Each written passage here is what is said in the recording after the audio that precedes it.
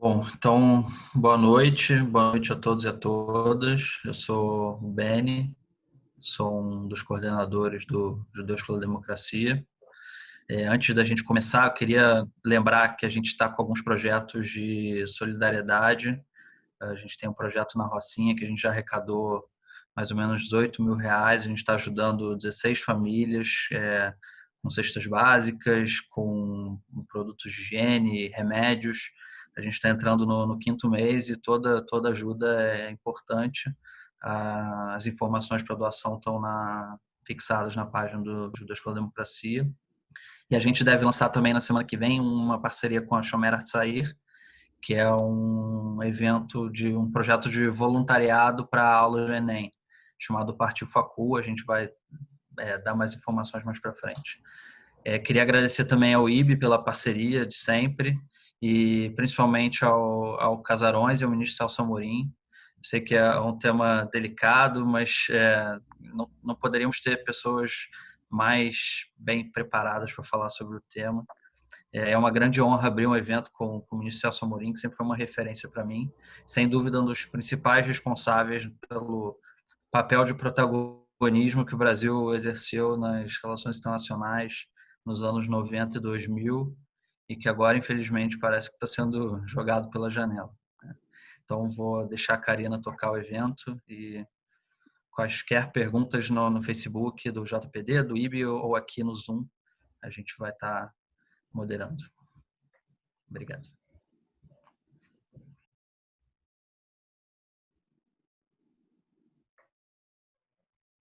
Obrigada. Meu nome é Karina, sou colaboradora do IB, sou doutoranda em Mestre em Relações Internacionais pelo programa Santiago Dantas. Também sou professora e coordenadora do curso de Relações Internacionais do Unisagrado. Gostaria de agradecer pelo convite em moderar esse webinar e vou fazer uma pequena introdução sobre o Instituto Brasil-Israel e sobre os nossos palestrantes de hoje do webinar. O Instituto Brasil-Israel foi fundado em 2016 e é uma organização sem fins lucrativos, dedicada a informar o público em geral sobre temas relacionados a Israel, Oriente Médio e as relações do Brasil na região. Reconhecendo o direito à autodeterminação dos povos, o Instituto defende a paz justa entre israelenses, palestinos e as demais populações que habitam o Oriente Médio, opondo-se a todas as formas de discriminação raciais, étnicas ou religiosas, em acordo com os valores democráticos. Gostaria de lembrar a todos para seguir o Instituto Brasil-Israel nas redes sociais, no Instagram e no Facebook. Vou apresentar agora os nossos ilustres palestrantes de hoje. Primeiramente, o ministro Celso Amorim, que é diplomata, foi ministro das Relações Exteriores nos governos de Itamar Franco e Luiz Inácio Lula da Silva, e ministro da Defesa do governo Dilma Rousseff. É formado pelo Instituto Rio Branco e obteve pós-graduação em Relações Internacionais pela Academia Diplomática de Viena. Entre 1995 e 1999, foi chefe da missão permanente do Brasil na ONU, da qual chegou a ser presidente do Conselho de Segurança. E temos também o professor Guilherme Casarões, que é doutor e mestre em Ciência Política pela Universidade de São Paulo, mestre em Relações Internacionais pela Universidade Estadual de Campinas, pelo programa Santiago Dantas, e é professor da Escola de Administração de Empresas de São Paulo, da Fundação Getúlio Vargas, nas áreas de Administração Pública, Ciência Política e Relações Internacionais. Também foi Visiting Fellow da Tel Aviv University e da Brandeis University. Gostaria também de lembrar a todos, antes de passar a palavra para os palestrantes, de que as perguntas devem ser feitas pela ferramenta Q&A aqui do Zoom, e também estaremos olhando a transmissão pelo Facebook, pelas perguntas que são feitas por lá. Então, muito obrigada. Gostaria de passar a palavra ao professor Guilherme Casarões. Karina, obrigado pela oportunidade. Queria agradecer ao IB pelo convite de estar aqui, uma companhia ilustre do embaixador Celso Amorim, cuja trajetória eu não só admiro, como estudo de maneira muito próxima. Então, é mais do que um prazer poder estar aqui dividindo esse espaço com o embaixador.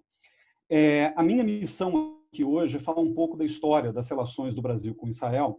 E aí, claro, eu vou deixar o período dos governos do PT, e sobretudo do governo Lula, a cargo do embaixador, e eu quero fazer aqui mais um sobrevoo histórico, pensando tanto nas origens nas relações, vamos dizer, profundas que basearam o relacionamento do Brasil com Israel, mas também quero falar das novas forças que, em certo sentido, balizam esse relacionamento, principalmente agora no governo Jair Bolsonaro, pensando talvez uma transição aí no governo Temer também.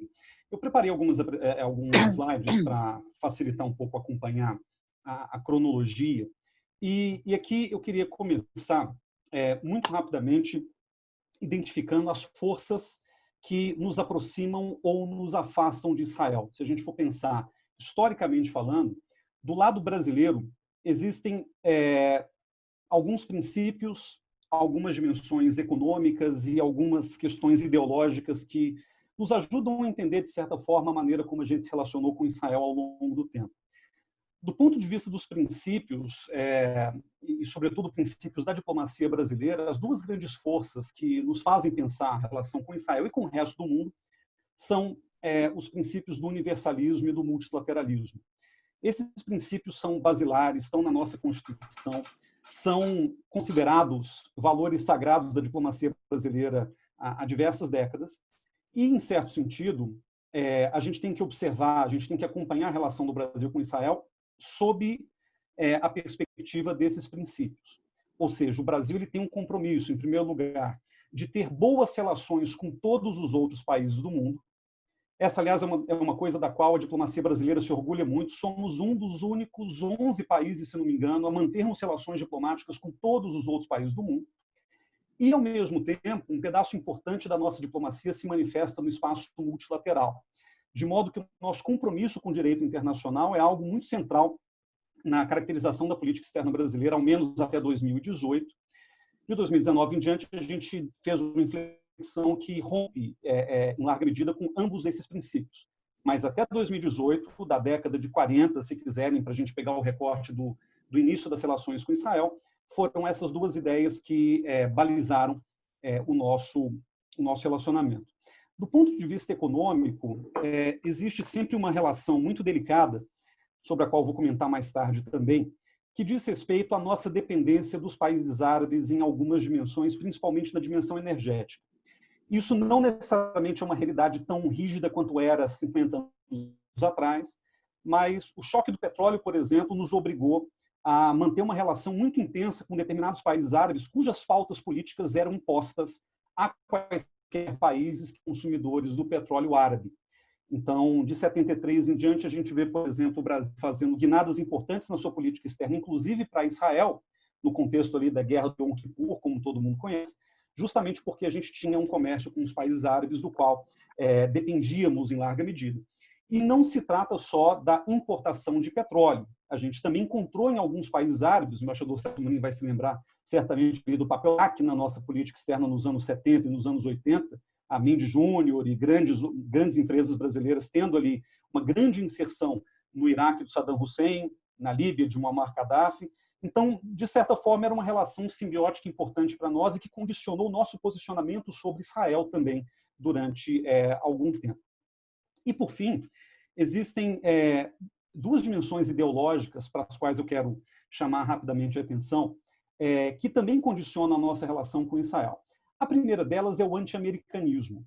E aqui eu quero já me explicar de antemão, muitas vezes em que o Brasil, diplomaticamente, se afastou dos Estados Unidos, e esse afastamento não necessariamente reflete um anti-americanismo do Itamaraty, mas certamente uma busca por autonomia e um anti-americanismo que é quase como um nacionalismo brasileiro em algumas épocas, ele encontra em Israel um bom termômetro para a gente poder entender a relação do Brasil com os Estados Unidos.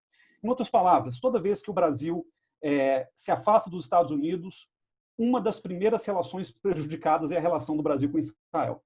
Então, por exemplo, se você volta até a década de 70, uma das explicações mais comuns na literatura da razão pela qual o Brasil votou a favor de uma resolução infame, a 3379 de 75, em que equiparava o sionismo com o racismo e a discriminação racial, tem a ver com um desejo do então chanceler Azevedo da Silveira de se afastar dos Estados Unidos e de usar Israel como um elemento de confrontação com os americanos. Mais recentemente, quer dizer, bastante recentemente, de 2019 para cá, um outro elemento ideológico que permeia as relações com Israel é o elemento do antiglobalismo. E aqui eu estou me referindo especificamente à política externa do governo Bolsonaro, que entende, de alguma maneira, que o multilateralismo nada mais é do que uma tentativa de dominar o mundo, uma tentativa por parte de elites econômicas ou ideológicas para dominar o mundo, e aí uma das coisas que saltam aos olhos, né, nessa política externa do Bolsonaro é justamente essa luta contra o globalismo. Para desses antiglobalistas do governo, Ernesto Araújo, Felipe Martins, Eduardo Bolsonaro e o próprio pai, o presidente da República, Israel representa de maneira muito próxima essa luta contra o globalismo. Israel seria um país exemplar nesse combate ao globalismo. E aí, claro, você soma também a isso o sionismo cristão, que é um papel que os evangélicos vão cada vez mais tendo na definição de certas agendas internacionais do Brasil e a relação com Israel dentre elas. Agora, a gente não pode também desconsiderar que do lado de Israel há motivos bons para ter uma relação boa com o Brasil também, e, em certo sentido, essas motivações explicam momentos de afastamento ou de aproximação. Do ponto de vista dos princípios, uma das coisas que a diplomacia de Israel mais defende ao longo das últimas décadas é a busca pelo reconhecimento internacional. Desde, pelo menos, acordos de Oslo, a Conferência de Madrid, na verdade, em 91, Israel vem buscando romper um isolamento que foi imposto ao país graças à Intifada e graças ao tensionamento do conflito israelo-palestino.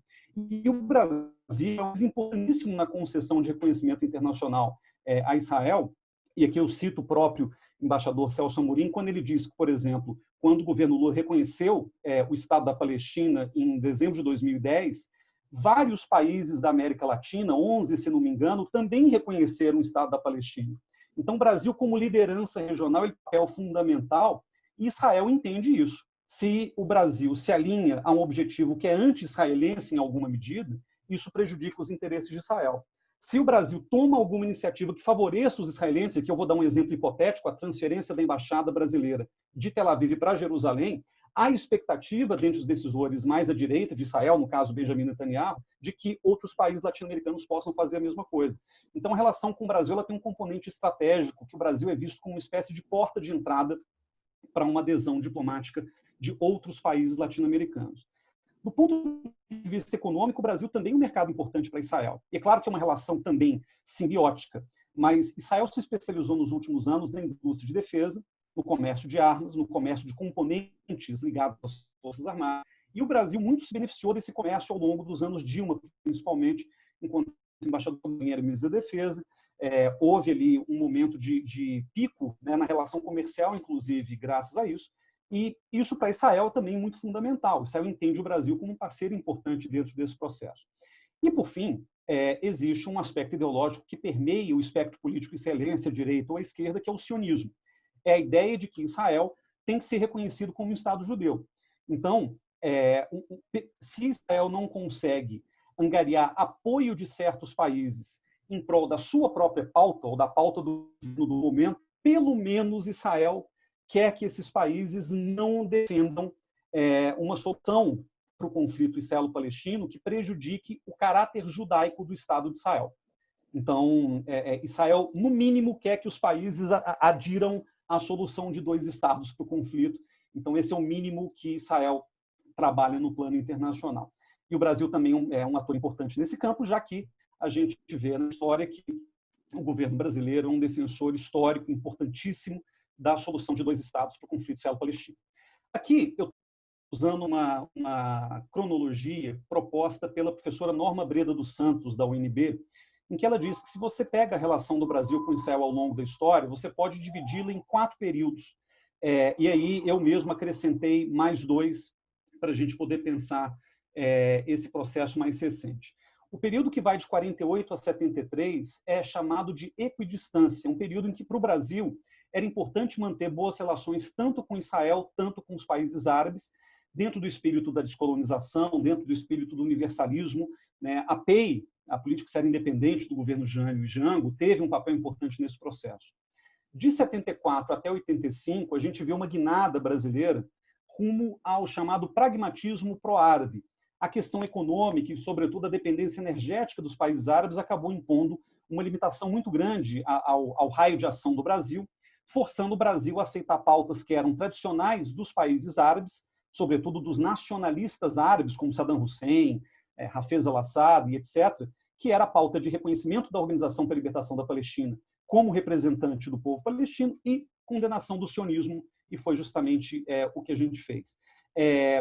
Esse período termina em 85, e no início da nova república a gente já começa a se posicionar de uma outra forma, que a Norma Breda chama de realista, que basicamente significa que o Brasil da nova república entendeu as suas limitações de poder e passou a não interferir de maneira direta no processo de paz israelo-palestino, ou não quis ter uma relação especial ou diferenciada com Israel nesse contexto.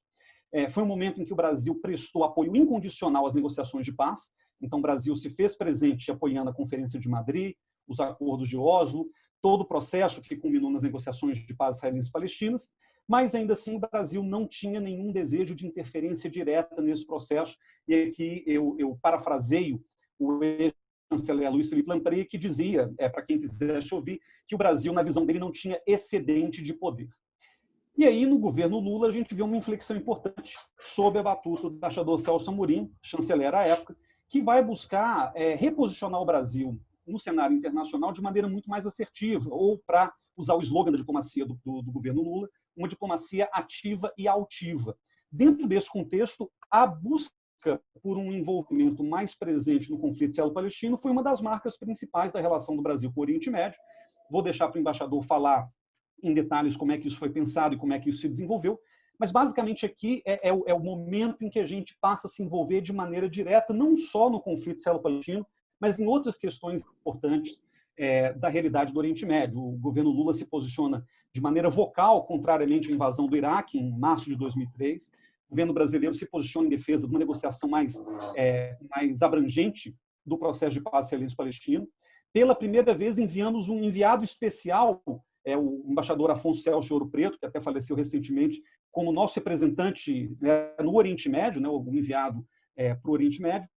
E a gente também se envolveu na questão iraniana, que é a mediação de um acordo de troca de combustível que virou a Declaração de Teherã em 2010. No governo Dilma, a gente começa a perceber que esse entusiasmo, que esse ímpeto do governo brasileiro de se envolver com o Oriente Médio, ele se esvai.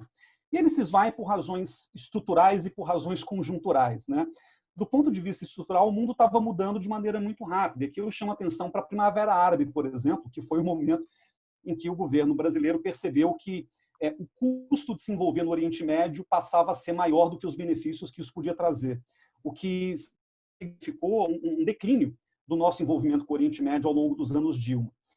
Ao mesmo tempo, a gente buscou construir relações com Israel e com outros países da região, inclusive do Golfo Árabe, em bases mais pragmáticas, centrando no comércio, na transferência de tecnologia e assim por diante.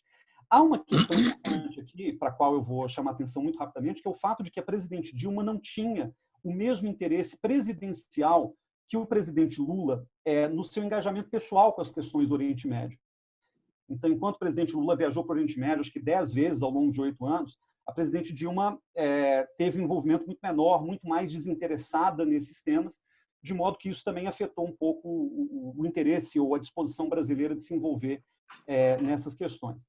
Do impeachment em diante, a gente vê uma inflexão importante. Eu vou ilustrar esses pontos todos daqui a pouco, mas basicamente nesse momento que começa em 2016 e se estende talvez até hoje, a gente vê uma predominância sistemática de interesses evangélicos, pentecostais e neopentecostais, sobretudo, sobre a pauta de Israel. O governo Temer ainda tentou segurar algumas questões e não deixar que a pressão evangélica impusesse uma guinada importante às tradições diplomáticas brasileiras. E eu acho que o Aloysio Nunes até fez um papel muito importante nesse processo, o ex-chanceler Aloysio Nunes, de poder segurar um pouco essas pressões vindas do parlamento. No governo Bolsonaro, isso acabou. Então, basicamente, o que a gente tem hoje é uma elite decisória no governo Bolsonaro, que é parte evangélica, parte antiglobalista, quando não as duas coisas, definindo os rumos da política externa para o Oriente Médio e para o mundo, eu diria, de uma maneira mais geral. Aqui eu quero ir lá muito rapidamente em alguns temas que eu acho relevante mencionar. Primeiro dos temas, Brasil sempre foi um defensor incondicional da solução de 2 estados para o conflito israelo-palestino. Quando é que a gente identifica isso pela primeira vez? Em 1947, quando um embaixador brasileiro, Oswaldo Aranha, na qualidade de presidente da Assembleia Geral da ONU, conduz a sessão em que se aprova a Resolução 181 da Assembleia Geral, que é a resolução conhecida como Plano de Partilha da Palestina, e que vai culminar na Declaração de Independência de Israel, alguns meses mais tarde, e na subsequente Guerra de Independência de Israel, ou Nakba palestina. As relações com Israel, desde então, se aprofundaram dentro, como eu falei, do espírito de descolonização, da política externa independente. A gente chega a assinar, por exemplo, um documento importante, que é o Acordo Básico de Cooperação Técnica, em 62, no governo João Goulart. Israel ainda era um governo socialista naquele momento. E um dado importante, que muita gente omite intencionalmente, é o fato de que, durante o governo militar, mais especificamente durante a gestão do presidente Costa e Silva, quando houve a Guerra dos 6 Dias, o Brasil foi um dos patrocinadores da Resolução 242 do Conselho de Segurança, que lança as bases do direito internacional sobre o conflito israelo-palestino. É a resolução que define, por exemplo, o que são territórios ocupados. É a resolução que dá todo o arcabouço legal, e claro, todas que vieram depois, mas essa em particular, é que dá todo o arcabouço legal para a gente poder pensar o direito internacional dos territórios ocupados, que vem sendo violado sistematicamente pelo governo Netanyahu. E eu chamo atenção para isso porque, muito convenientemente, alguns omitem esse fato por se tratar do regime militar, e hoje o nosso admirador maior do regime militar, que está na presidência da República, não quer pegar vamos dizer, o aporte histórico que o regime militar teve com relação a esse tema. Mas aqui está a prova de que o governo Costa e Silva, no começo ali da ascensão dos linha dura, a gente manteve o nosso compromisso incondicional com o direito internacional. De 73 ou 74 em diante, a gente viu uma inflexão, e essa inflexão tem muito a ver com a questão árabe, como eu falei, e também com um certo desejo de enfrentar os Estados Unidos num contexto em que o Brasil já estava se revelando para o mundo como uma potência emergente. Isso estou pensando aqui pós-milagre econômico, governos Geisel e Figueiredo. O que a gente vê nesse período, além da dependência energética brasileira, é o acercamento do Brasil de alguns países árabes, como Líbia, Iraque, Arábia Saudita em menor grau, a adesão brasileira à agenda palestina nas Nações Unidas, inclusive o reconhecimento da OLP como a Organização para a Libertação da Palestina como o único e legítimo representante do povo palestino, isso em 74. E em 75, a gente dá aquele voto na Resolução 3379, que equipara o sionismo com o racismo. Essa resolução, para a gente que é do campo do estudo de política externa, provavelmente é o documento mais estudado da política externa brasileira recente em matéria de relação com o Oriente Médio.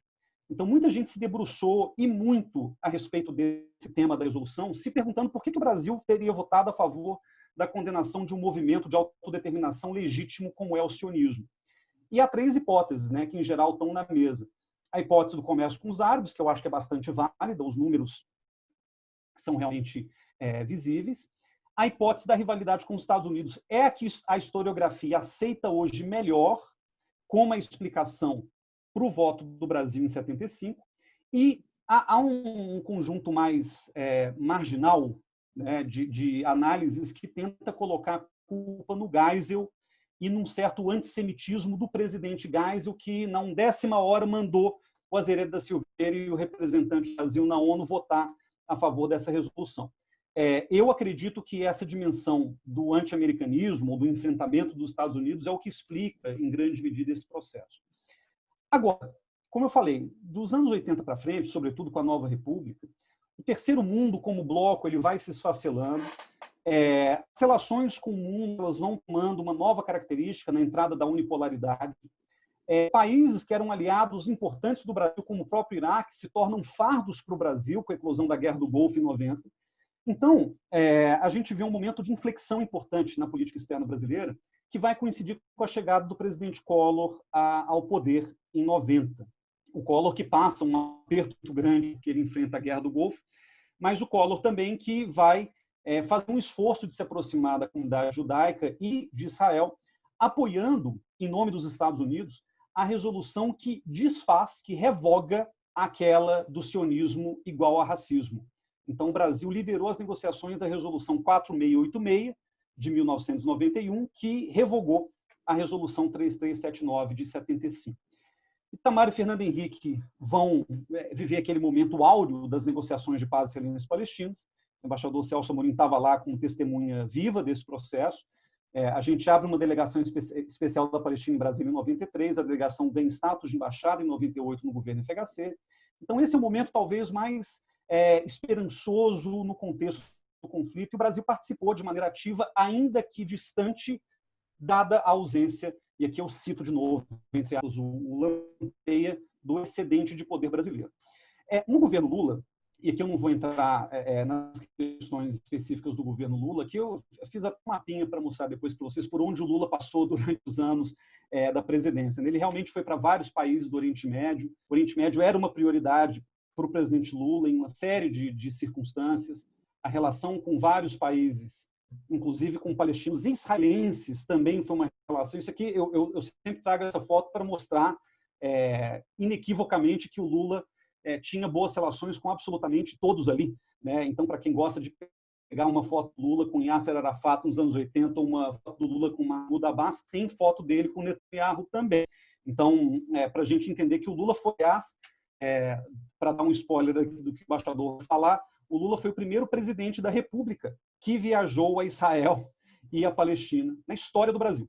Só não foi o primeiro chefe de Estado, porque o Dom Pedro II já tinha feito isso lá em 1876. Mas esse é um ponto que me parece muito relevante para se pensar a política externa do Lula.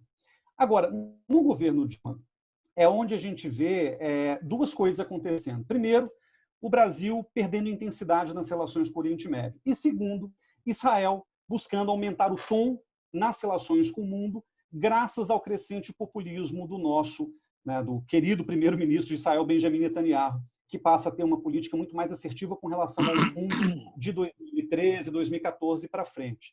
Então, a crise do anão diplomático, sobre a qual depois, na hora do Q&A, eu posso explicar um pouco melhor, essa crise ela tem muito a ver com a disposição de Israel de confrontar o Brasil, numa circunstância em que o Brasil estava, pouco a pouco, se distanciando de Israel, e Israel está vivendo um momento político que foi a invasão de Gaza de 2014, um momento muito decisivo, inclusive, de condenações humanitárias contra Israel, como todo mundo conhece já a história. E, logo depois, na sequência, a gente teve a crise da nomeação do Dani Dayan, né? um nome indicado pelo Netanyahu, um ex-colono, não né, mas um líder colono, que foi nomeado em 2015 para assumir a embaixada de Israel no Brasil, e esse nome gerou uma grande controvérsia. Depois o embaixador pode explorar isso mais também, se quiser, mas o ponto aqui é que o Netanyahu, da maneira como ele é peculiar, nomeou o Dan pelo Twitter. Isso foi um passo inaceitável para a diplomacia brasileira, que, enfim, estava disposta a engolir um nome que foi imposto pelas redes sociais, né? E essa nomeação do Dani Dayan é muito importante porque muita gente fala o governo do PT se posicionou contra a nomeação do embaixador de Israel, onde está o PT respeitando a soberania alheia e etc. E se esquece de que quem barrou a nomeação do Dani Dayan foi o Itamaraty, inclusive embaixadores de carreira, alguns aposentados, alguns nativos, assinaram um abaixo-assinado longo, de 40 nomes, inclusive o embaixador Celso Amorim, dizendo: a gente discorda da maneira como o Dayan foi nomeado. Isso, inclusive, gerou uma crise com o Netanyahu, né? Aqui está o tweet do nosso amigo Benjamin Netanyahu. O caso do governo Temer foi um caso um pouco diferente, porque o Serra, quando assumiu a chancelaria, ele queria dar uma guinada eleitoreira, eu diria. Ele queria usar o Itamaraty para ser candidato em 2018 à presidência da República. E, para tanto, ele fez várias sinalizações e aproximações da comunidade judaica, aqui em São Paulo, no Rio, mas, sobretudo, dos evangélicos. Então, uma certa agenda pró-Israel, que começa a aparecer no governo Temer, ela tem menos a ver com o Temer e mais a ver com o Serra, por causa desse desejo de se candidatar à presidência da República. E o PSDB tem, historicamente, uma boa relação com a comunidade judaica aqui em São Paulo, e tem a questão evangélica, que também passa a pesar muito, etc. E vejam que eu juntei duas fotos aqui que aconteceram muito próximas uma da outra. O Temer escolheu um líder internacional para se encontrar na Assembleia Geral de 2016. E esse líder foi Mahmoud Abbas. O Serra, ao mesmo tempo, estava se encontrando com o Netanyahu no funeral do Shimon Peres, né, quando ele foi lá também em 2016. Aqui são fotos mostrando alguns encontros entre evangélicos e lideranças israelenses, né, que você tem a bancada evangélica parcialmente representada no encontro com o então chanceler José Serra. Aqui embaixo você tem uma foto muito interessante do bispo Edir Macedo, recebido com Hariri, chefe de Estado, pelo Benjamin Netanyahu, e o Eduardo Cunha, em 2015, sendo recebido também com o Hariri, chefe de Estado, no auge da briga dele com a Dilma, né, 2015, pré-impeachment, e representando a bancada evangélica também. Bom, aqui para concluir, eu queria fazer um comentário rápido sobre o governo Bolsonaro. O presidente Bolsonaro foi o primeiro que transformou Israel num ponto importante da sua campanha. A aproximação de Israel tinha uma série de razões. O pessoal confunde muito Bolsonaro e comunidade judaica, e eu sempre gosto de fazer esse disclaimer. A comunidade judaica, primeiro, não existe como entidade, né, superior e transcendental, e falar em apoio judaico ao Bolsonaro é um equívoco, né, que o próprio pluralismo e a complexidade da comunidade judaica no Brasil. Mas o ponto aqui o Bolsonaro se acercou de algumas pessoas da comunidade judaica e quis se aproximar, imprimindo uma marca que ele queria vender como se fosse o apoio judeu ao Bolsonaro, tanto que ele fez uma palestra infame no Clube Hebraico aí do Rio de Janeiro, né, para quem está nos assistindo do Rio. Mas o Bolsonaro se aproximou de Israel principalmente pela questão evangélica, né? Ele vai a Israel, e aqui tem uma coisa interessante, então, o Bolsonaro foi um dos únicos candidatos à presidência da República cuja estratégia de campanha envolveu viagens ao exterior. Bolsonaro fez 3 viagens ao longo da campanha, né, campanha estendida de 2016 a 2018. Na primeira ele foi a Israel, e na viagem a Israel ele é batizado no Rio Jordão pelo pastor Everaldo, que então era o presidente do PSC, partido do Bolsonaro. E esse processo foi muito significativo, porque o Bolsonaro nunca deixou de ser católico, né? Ele nunca negou isso. Mas, ao mesmo tempo, o fato de ter sinalizado para os evangélicos que ele seria o candidato evangélico, fazendo isso em Israel, que tem uma simbologia fundamental para os evangélicos, que tem a ver com a profecia bíblica do retorno de Jesus Cristo, que tem a ver com o amor por Israel que vem do Antigo Testamento, isso tudo acabou pesando muito na campanha do Bolsonaro. E hoje eu não consigo pensar numa força mais vocal que dita a relação e a agenda do Brasil com Israel do que a força evangélica. O que acontece no governo Bolsonaro, a título de conclusão, é que a gente está diante de um governo cacofônico, né? Cacofônico no sentido de que não existe uma diretriz clara, não existe uma linha de raciocínio que nos permita entender o que é política externa do governo Bolsonaro. Você está o tempo inteiro vendo disputas internas por ocupação de espaço. A oposição tem menos papel de derrubar o governo do que o próprio governo, muitas vezes. Então, o que acontece é que você tem, no caso do governo Bolsonaro, os antiglobalistas pró-israelenses que tomam decisão hoje, Ernesto Araújo, Felipe Martins e Eduardo Bolsonaro, somados a membros da bancada evangélica, representantes evangélicos como a Damares Alves, ministra da Mulher, Direitos Humanos e Família, que vão pressionar por uma relação mais intensa e mais ideológica com Israel. Do outro lado, você tem 2 forças que tentam equilibrar esse desejo, que são os militares de um lado, muito pragmáticos, e os ruralistas de outro lado, que são essencialmente preocupados com o comércio do Brasil com os países árabes, né? O Brasil é o principal exportador de carne e frango halal do mundo. Então, eles estão muito preocupados com esse tipo de situação. De modo que a transferência da embaixada, né, que a gente viu... A gente viu que era um grande tema na viagem do Bolsonaro a Israel em março do ano passado e que acabou virando uma solução de compromisso menor, que foi o escritório de representação em Jerusalém. Isso mostra como é que o governo está meio perdido com relação às suas próprias diretrizes. Ele vai e vem o tempo inteiro, né? E sofre pressões públicas de todo lado. Silas Malafaia, Marco Feliciano, do próprio governo, né, próximos ao governo, xingando o Bolsonaro. Tereza Cristina tentando, né, conciliar com os embaixadores árabes do outro lado. Então, a gente vê que no governo Bolsonaro a questão é muito pautada por essa cacofonia e essa disputa permanente por ocupação de espaço. Mas o ponto que eu quero ressaltar é o movimento de adesão às diretrizes evangélicas é talvez o que melhor explique hoje o estado atual das relações do Brasil com Israel. Obrigado.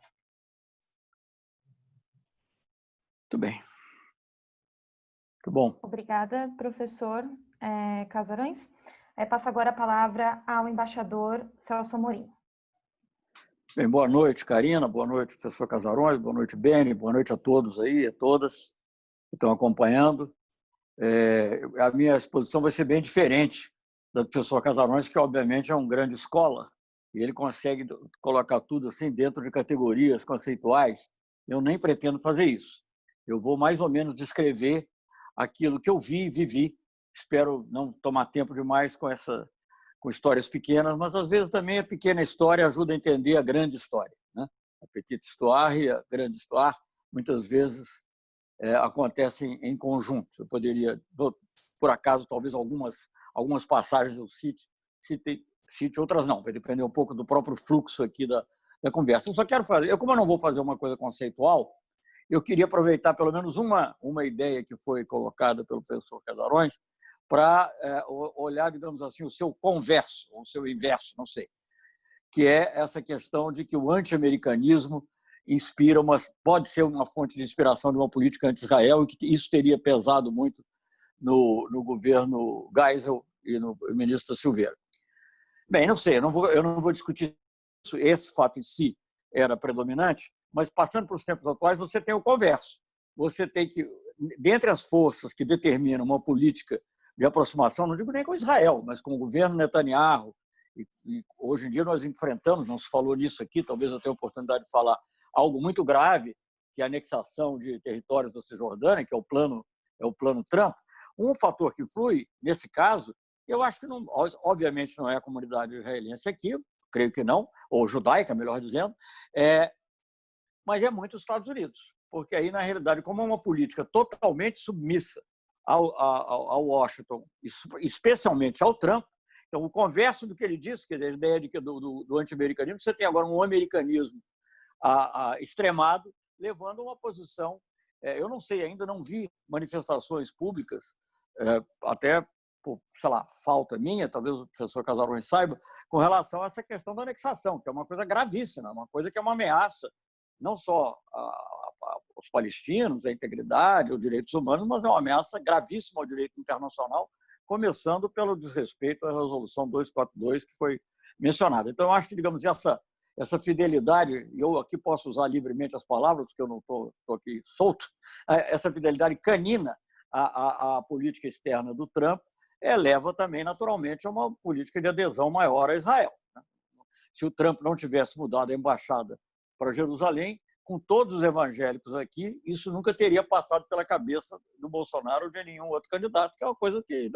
Porque quando a gente fala dessas coisas, pode parecer que é uma coisa meio normal, não é.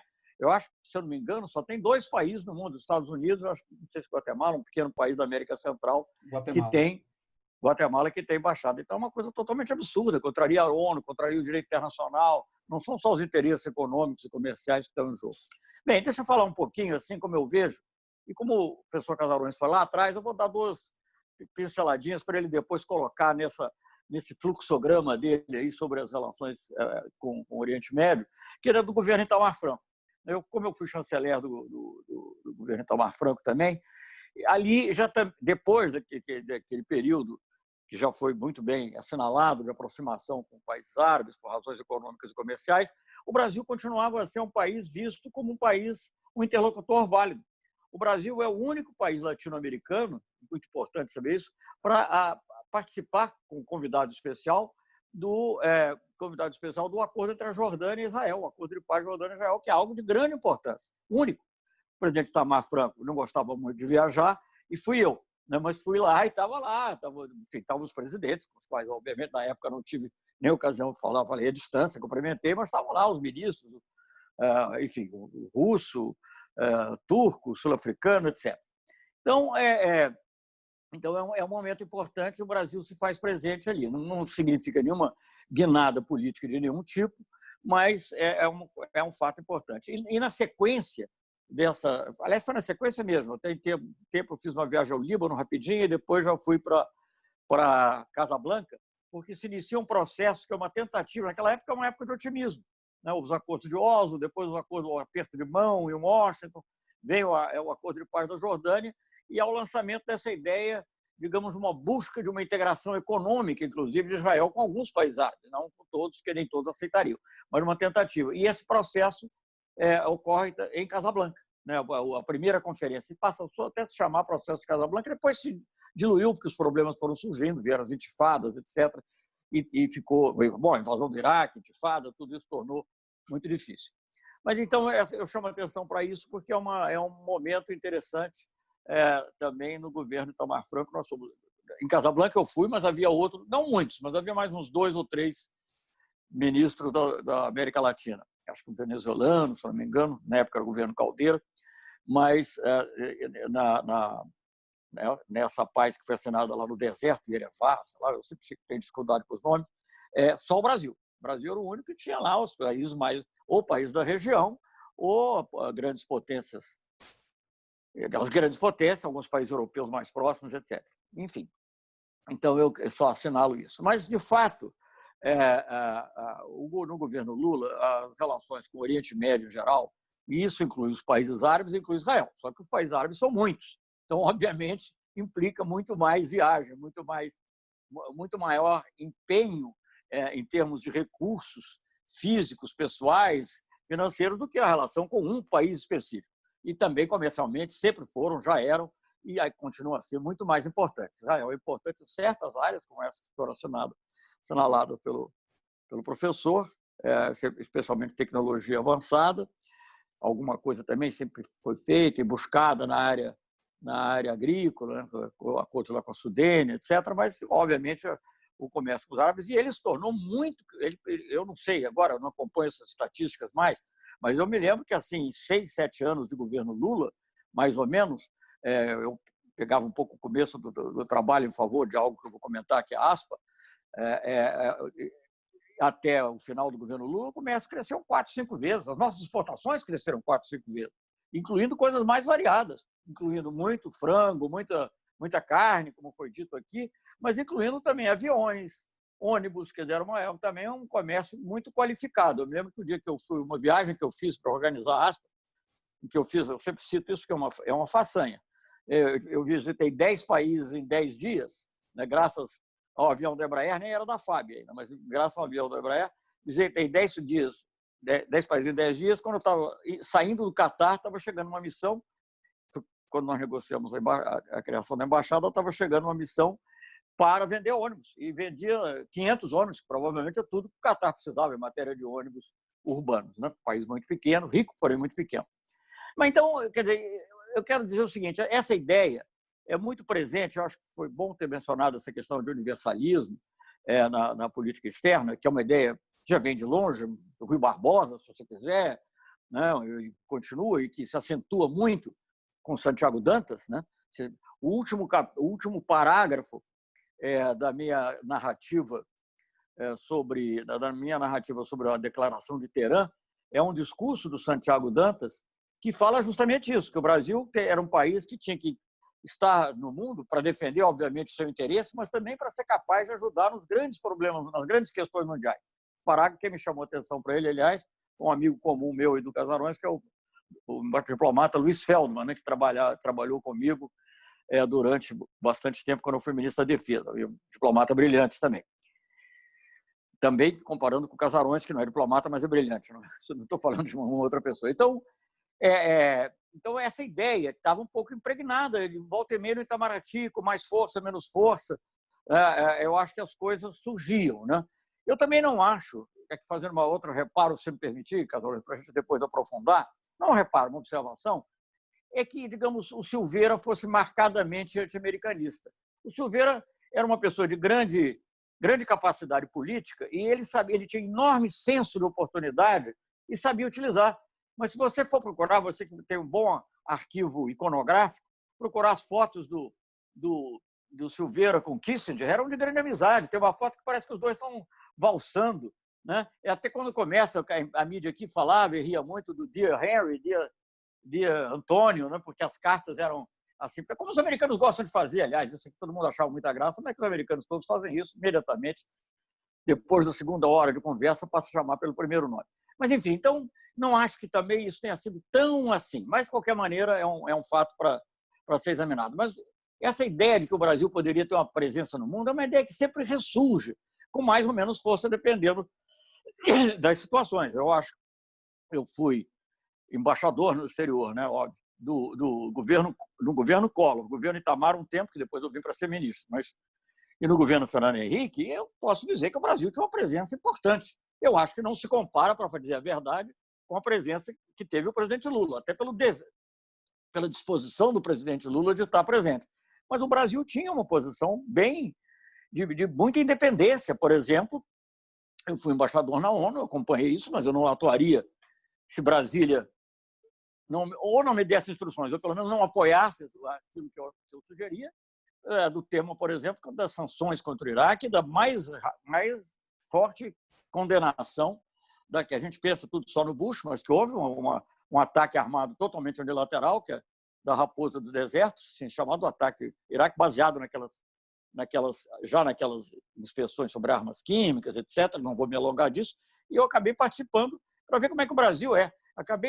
Eu era presidente do Conselho, mas já ia sair da presidência do Conselho e houve uma exigência de que, não eu, por ser eu, mas por ser embaixador do Brasil, permanecesse como presidente de 3 comissões que foram criadas, painéis, você pode encontrar você botar Amorim Papers ou Amorim Report, você vai encontrar, porque era título pessoal, por isso tem o meu nome, mas que eu tinha que presidir. E por quê? Porque não havia outro país em que, ao mesmo tempo, os Estados Unidos e a Rússia e a China tivessem confiança. E, no caso, também a França, que era muito contrária ao que estava acontecendo em matéria das sanções contra o Iraque. Então, há um pouco esse passado também de se envolver em questões internacionais, talvez lá, mais localizado onde estavam os organismos.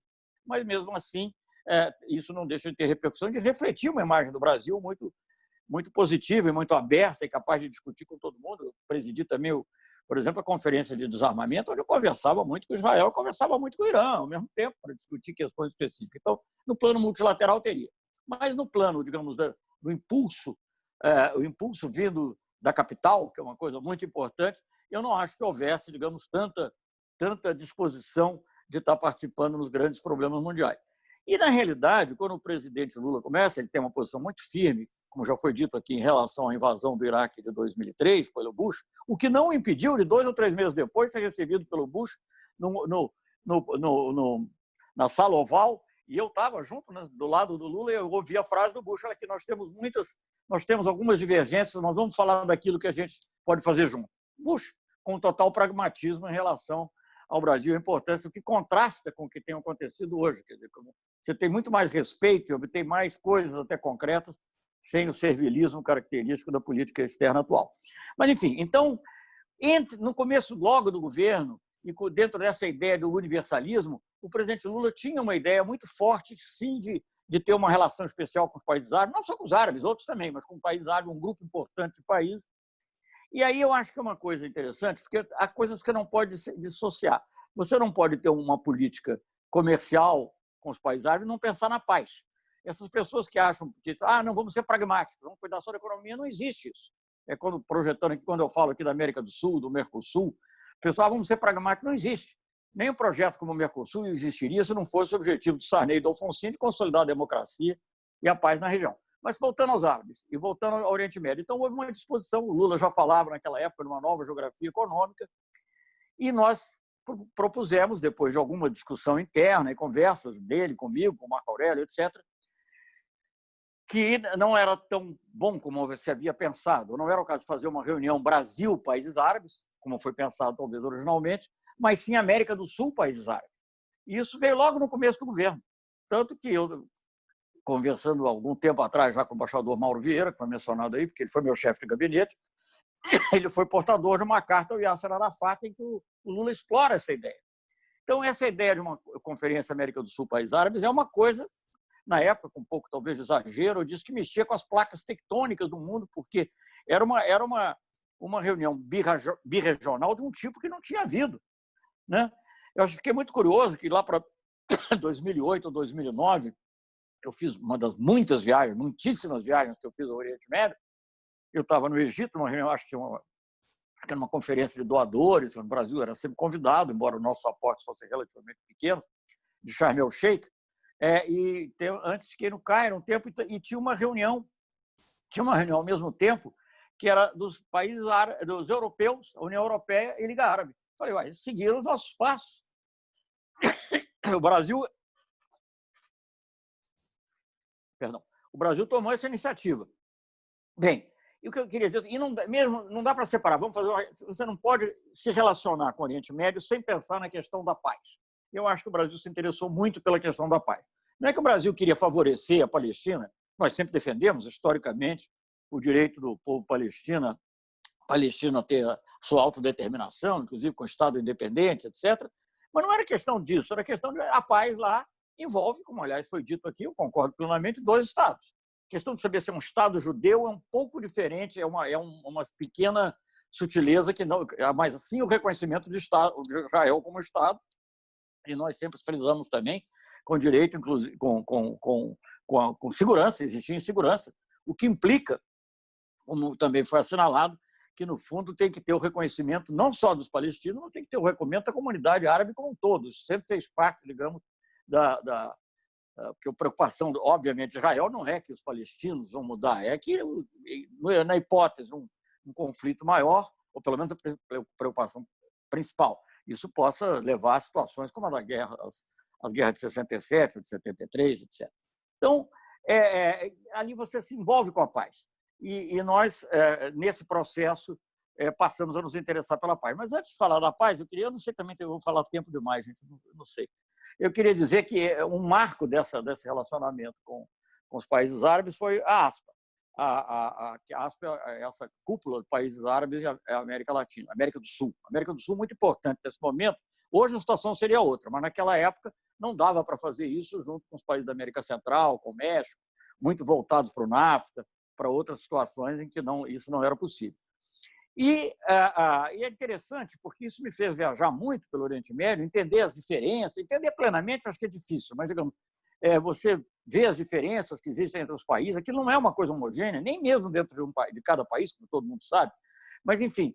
E eu achei interessante também, curiosamente, eu gosto muito de expressar o que eu senti com um encontro com uma jornalista egípcia brasileira, que morava no Cairo.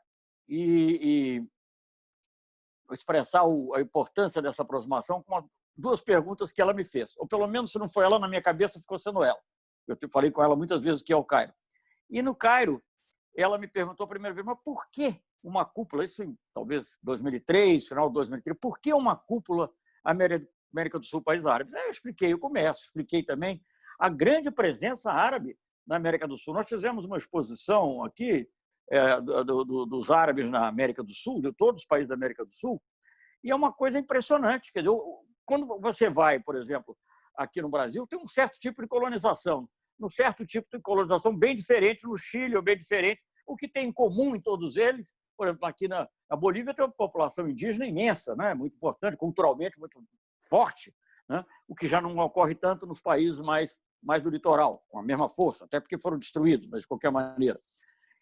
E quem está por toda parte são os árabes, toda parte. E você pega nomes notáveis, você acabou de mencionar, notáveis, eu não estou defendendo, não estou falando do mérito especificamente, mas, digamos, do fato de terem sido personalidades importantes, você encontra em toda parte. Bom, você mencionou o Temer, né?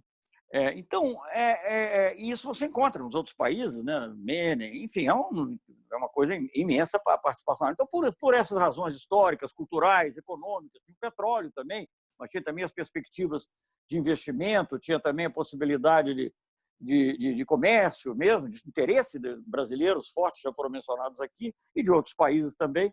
Nós fizemos essa conferência da ASPA, que foi uma coisa interessante, chamou atenção no mundo inteiro, todo mundo, jornais. Agora, no Brasil havia uma preocupação de que aquilo era uma coisa anti-Israel, e não era a favor da paz também, mas não era anti-Israel. E, significativamente, atendendo até a sugestão de uma embaixadora, que agora me escapa o nome dela, mas vou lembrar daqui a pouco, de Israel no Brasil, muito inteligente, muito interessante, eu acho que 3 ou 4 semanas depois, não lembro exatamente, posso ver, mas em 3 ou 4 semanas depois da ASPA, eu fiz a minha primeira visita a Israel, né? O ministro Lampreia tinha feito uma visita a Israel, eu fiz a minha primeira visita a Israel, fui também a Cisjordânia, Palestina, mas foi a primeira visita a Israel, e muito importante do meu ponto de vista. Fui recebido pelo Sharon, fui recebido num momento difícil, porque era aquela retirada de Gaza, e tive contatos muito bons na época principalmente com o ministro do Comércio, que era o Olmert, que depois virou primeiro-ministro, depois saiu por um escândalo de corrupção. Eu não posso entrar nisso, porque eu não conheço, mas eu lamentei muito a saída do Olmert e talvez eu possa dizer por quê. Então, nós tivemos muito contato muito próximo, né, com Israel também. Todas as vezes que eu fui à Palestina, eu fui a Israel. Todas as vezes. E em todas elas eu fui recebido por primeiro-ministro, presidente. Tem uma vez que, porque foi em plena invasão de Gaza, 2008, 2009, eu não quis. Eu só preferi falar com a Tzipi Livni, que era ministra do Exterior. Mas tinha um contato intenso e o Brasil, nessa época, né, depois desses contatos intensos, o Brasil passou a ser convidado, inclusive, para reuniões importantes. Eu vou mencionar a mais importante delas. Acabou que não teve os resultados que se esperavam, mas por motivos diversos. Mas que era a Conferência de Anápolis, convocada pelos Estados Unidos. Obviamente que os Estados Unidos jamais convidariam o Brasil se não tivesse o plácito de Israel, é óbvio. Como também se não tivesse dos palestinos, no caso. E o Brasil foram só 3 países em desenvolvimento que não eram predominantemente islâmicos, embora um deles tenha uma população islâmica muito grande, que foram Índia, Brasil e África do Sul. Coincidentemente, era o Fórum IBSA, ou IBAS, que nós havíamos também criado dentro dessa tentativa de aproximação com o país da África, da Ásia, etc. Então, quer dizer, Israel, os árabes entram nesse contexto. Isso nos leva tem também a questão do Líbano, não vou aprofundar muito, eu tenho no meu livro isso enormemente, mas a interação com o Líbano foi muito forte quando houve os bombardeios sobre Beirute, e não só sobre Beirute, nós tivemos que tirar 3.000 brasileiros libaneses, Líbano brasileiros, do Líbano, que foi a maior operação de resgate que eu saiba, não sei se agora no coronavírus chega perto disso, mas ali era localizado e com ameaça. Eu liguei uma vez para a Tzipi Livni, liguei para a Condoleezza Rice para ter o apoio dela também, para poder chegar ao Líbano. Eu iria ao Líbano ainda durante o conflito. Por sorte minha, quando eu cheguei lá, já tinha havido o cessar-fogo, mais ou menos, menos de 48 horas antes, e eu fui o segundo chanceler a chegar lá. O primeiro foi o Máximo da Lema, mas que está ali no Mediterrâneo, né? Eu, brasileiro, fui o segundo chanceler a chegar no Líbano. Então, isso também marcou uma aproximação. Mas em todo esse tempo, inclusive nessa visita que eu fiz na época do Sharon, em 2005, nós começamos a lançar as bases de algo também que foi pioneiro, né? E que até hoje, digamos, alguns árabes nos questionam. O primeiro acordo fora da região de livre comércio do Mercosul foi com Israel, primeiro. Então, o que mostra que não havia nenhum tipo de preconceito, nenhum tipo de ação contrária. O que não quer dizer que a gente não defendesse certas questões que hoje em dia voltaram a estar mais... Mas foi um contato ótimo. E também, digamos, eu sei que depois, infelizmente, ele teve um episódio triste, mas o Rabino Sobel me acompanhou na viagem a Israel. Fomos lá, participou de quase tudo. Eu disse assim, você não pode entrar na reunião com o Sharon, porque isso nem a minha delegação vai entrar, porque eu quero ouvir dele diretamente aonde que está o limite para as negociações, etc. Então, era uma reação muito... Aliás, aconteceu até um episódio engraçado que eu conto aqui, porque acho que a comunidade judaica talvez ache graça. Quando o Rabino Sobel estava nos acompanhando, mas em determinado momento ele se perdeu ali, quando estávamos visitando o Muro das Lamentações, e o encontro era com o Olmert, que na época era vice-primeiro-ministro e ministro do Comércio Exterior. Aí eu entro antes, lá com o meu pessoal, o Afonso Ouro Preto, mencionado aqui, enfim, outros, e quando nós já estávamos sentando, e rompe pela sala o Rabino, né, com o seu kippá, entra lá e o Olmert pergunta a mim, você viaja com o seu próprio Rabino? Que eu achei uma coisa muito, muito curiosa, assim, como se fosse meu psicanalista. Mas, enfim. Então, era uma relação próxima e muito, muito próxima. Uma das vezes que eu fui, já não me lembro se foi nessa primeira, eu tive o prazer enorme de encontrar o Amos Oz, que é talvez um dos maiores. Esse talvez tenha sido vítima nesses processos todos de conflitos, porque ele merecia o Prêmio Nobel da Literatura. É um grande escritor e, para quem quer, inclusive, conhecer a história de Israel, é muito interessante ler o livro dele maior, que é Amor, não me lembro bem isso aqui, que é um pouco da vida da mãe. O filme foi feito, mas o livro é muito mais extenso. Bem, então nós tivemos muito ligados a isso, tivemos envolvidos no processo de paz, como eu mencionei, principalmente nessa reunião de Anápolis, mas muitas outras vezes. Eu digo com franqueza, eu não estou querendo de vangloriar de nada, né, ao Brasil, mas participamos de conversas com a Condoleezza Rice. O Oriente Médio entrava como um tema que podia entrar Haiti, né? Era uma coisa assim, uma conversa, e eu posso dizer que acho que algumas vezes, em alguns temas, eu acho que ela nos ouviu. Bom, tanto nos ouviu que nos convidou para Anápolis, né? Juntamente com a África do Sul. Bom, então isso foram conversas importantes que a gente mantinha. O próprio IBAS, que eu já mencionei, também era acionado também para ter contatos mais amplos. Agora, o que aconteceu, e isso evoluiu, eu diria, positivamente. A partir dessa invasão de Gaza, talvez tem várias coisas complexas, eu não quero fazer uma sociologia política da região, porque tem a eleição do Hamas, né, tem várias coisas que, aliás, os maiores adversários do Hamas, no tempo que eu via lá, parecia ser a autoridade palestina. Depois eles se entenderam um pouco, mas não totalmente. Mas e tudo isso também acabou influindo, e uma dos ataques a Gaza mais violento acabou já, digamos, coincidindo, acabou prejudicando esse processo de Anápolis. Ele foi lançado com grande pompa, né? Até a Síria do Bashar al-Assad foi convidado, não o Bashar, o chanceler foi convidado para participar lá com Bush, com a Condoleezza, etc. Mas, enfim, então nós tínhamos essa intensa relação. O Brasil tinha uma projeção internacional que é totalmente diferente da de hoje. Eu chamo a atenção, por exemplo, sempre para novembro de 2009, assim, no espaço de 15 ou 20 dias, vem ao Brasil, entre outros, eu não estou falando nem de outros que tenham vindo aqui da região, que eu não tenho certeza, mas vem ao Brasil o Shimon Peres, presidente de Israel. Não é o primeiro-ministro, mas ele é uma personalidade influente, ele não era um mero personalidade figurativa, né?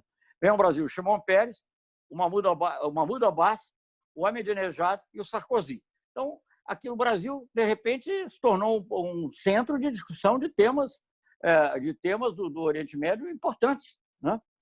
Enfim, aí o Lula faz a primeira visita de um chefe de Estado brasileiro a Israel, porque Pedro II, na realidade, visitou o Império Otomano, né? Ele visitou o Império Otomano e era uma visita cultural e religiosa, não era nem sequer. Nem sei se ele teve com o sultão, acho que não. Acho que era uma visita, assim, cultural e religiosa. Então, o Lula é o primeiro chefe de Estado a visitar Israel, como tinha sido o primeiro a visitar o Oriente Médio em geral, os países árabes. E eu vou citar, tem uma relação que a foto ali com Netanyahu já exprime, mas tem uma coisa importante que eu costumo dizer, no meu livro também, Ramallah e Doha aparece com mais detalhe, mas uma coisa importante que é o pedido que Netanyahu nos faz ao Lula, depois acabou o detalhe ficando mais para mim, de que nós ajudássemos na retomada das negociações com a Síria sobre as colinas Golã. Então, o Netanyahu é uma pessoa conservadora, de direita, etc., mas ele é muito pragmático. Eu não sei direito, não posso dizer quais eram os objetivos dele, porque isso depois o governo Lula acabou, enfim, outros fatores sobrevieram também, mas agravando a questão de assentamentos em Jerusalém Oriental, acabou também, não sei o que aconteceu. Mas eu não só fui à Síria e falei com os sírios no Brasil também, inclusive com o Bashar al-Assad, sobre essa questão, e chegaram a me entregar um documento que tinha sido entregue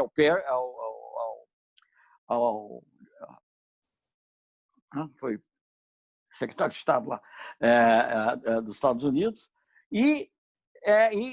enfim, com detalhes do que era aceitável, o que não era aceitável, os 6 pontos na fronteira e tal. E eu fui, depois do Netanyahu, eu vou contar, eu acho que é meio, não sei se eu vou contar, no meu livro está escrito, quem quiser saber de detalhes no meu livro, mas é uma coisa curiosa que o Netanyahu pediu que eu procurasse a ele e falasse com ele, né? E não com o que seria normal, que seria o ministro do Exterior. Então, era uma iniciativa em que ele estava envolvido pessoalmente de tentar, eu não sei se era para valer ou se era, não sei, isso eu não posso julgar, mas ele estava interessado em retomar o diálogo com a Síria sobre colina de Golã. Então, é curioso, porque o Brasil tinha essa confiança, era visto como um interlocutor válido por Israel, como tinha sido visto durante todo esse tempo.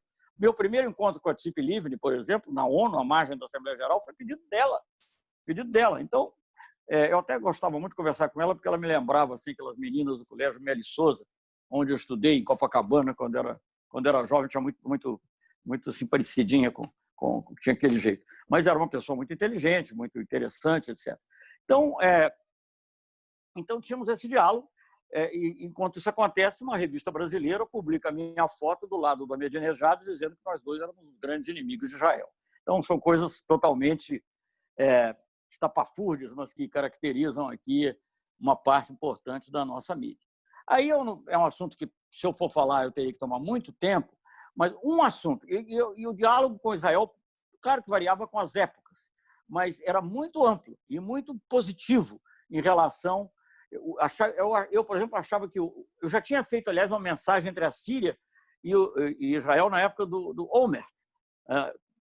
Naquela época, se tratava do lançamento de negociações que eles chamam...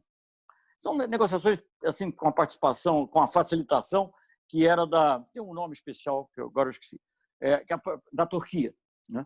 Isso em 2008, mais ou menos, no encontro que eu tive com o Olmert. Levei uma mensagem do Bashar al-Assad e ele reagiu positivamente. Eu pude devolver a chamada lá para o meu colega, o ministro sírio, com a reação positiva do Olmert à ideia dessa negociação facilitada pela Turquia. Justamente porque a Turquia, depois, com os episódios de Gaza, se afasta da negociação, é que eu creio que o Netanyahu sugeriu que o Brasil pudesse se ajudar. Enfim. Mas, então, sobre esses assuntos todos, dava para conversar com vários interlocutores, sobretudo com a Tzipi Livni. Eu encontrei muitas vezes também defensores da paz, de movimentos pacifistas em Israel, que também eram críticos das políticas mais duras, sobretudo esses dois episódios, vários episódios em Gaza e o do assentamento em Jerusalém Oriental. Mas um ponto era realmente muito forte para Israel e muito difícil, que era Irã. Eu não vou entrar aqui agora em todos os detalhes, que acho que também não que eu tenha nada escondido, porque está tudo no meu livro, mas porque seria longo. Mas lembrando que também não havia nada de anti-americano. Quem pediu, eu sempre recordo isso. Eles podem depois ter se arrependido, ou uma parte deles ter se arrependido, mas quem pediu para o Lula se interessar pela negociação com o Irã em relação ao programa nuclear foi o presidente Obama. E dias antes, tem um artigo que eu não gosto muito, aliás, porque faz outras alusões que eu não estou de acordo, mas, de qualquer maneira, um artigo que foi publicado na revista Piauí, a propósito de um livro que vai ser publicado, que mostra claramente que, de fato, dias antes da nossa viagem com Lula para o Irã, onde finalmente se fechou o acordo junto com a Turquia, dias antes o Obama mandou uma carta reafirmando os mesmos princípios que ele tinha dito no início e que foram os obtidos. Foi o que nós obtivemos. Acho que a Hillary Clinton, outros fatores, não permitiram. Bom, então isso aí marca, digamos, a nossa relação. Eu não vou entrar nos episódios não vou entrar nos episódios que ocorreram no governo da presidenta Dilma, porque eu não era mais ministro das Relações Exteriores. Acompanhei, vi, assisti, assinei documentos como esse que você mencionou, o professor Casarões mencionou, mas que aí já depois, inclusive, de não ser mais ministro da Defesa, mas mantivemos uma boa relação com Israel no setor tecnológico, né, sobretudo de tecnologia ligada à aeroespacial, controles aviônica, etc., e também outras áreas. E uma relação bastante próxima. Mas também não concordo, realmente eu concordo que, digamos assim, houve menos, digamos, entusiasmo pela política internacional. Mas houve uma coisa importante, creio que ocorreu aí na minha área da defesa, que foi o envio de uma fragata brasileira para a costa do Líbano, que é uma coisa que tem a ver um pouco com a paz entre o Líbano e Israel também, para evitar embarque, seja de quem for, né, carregamentos suspeitos. Então, eu acho que são os pontos.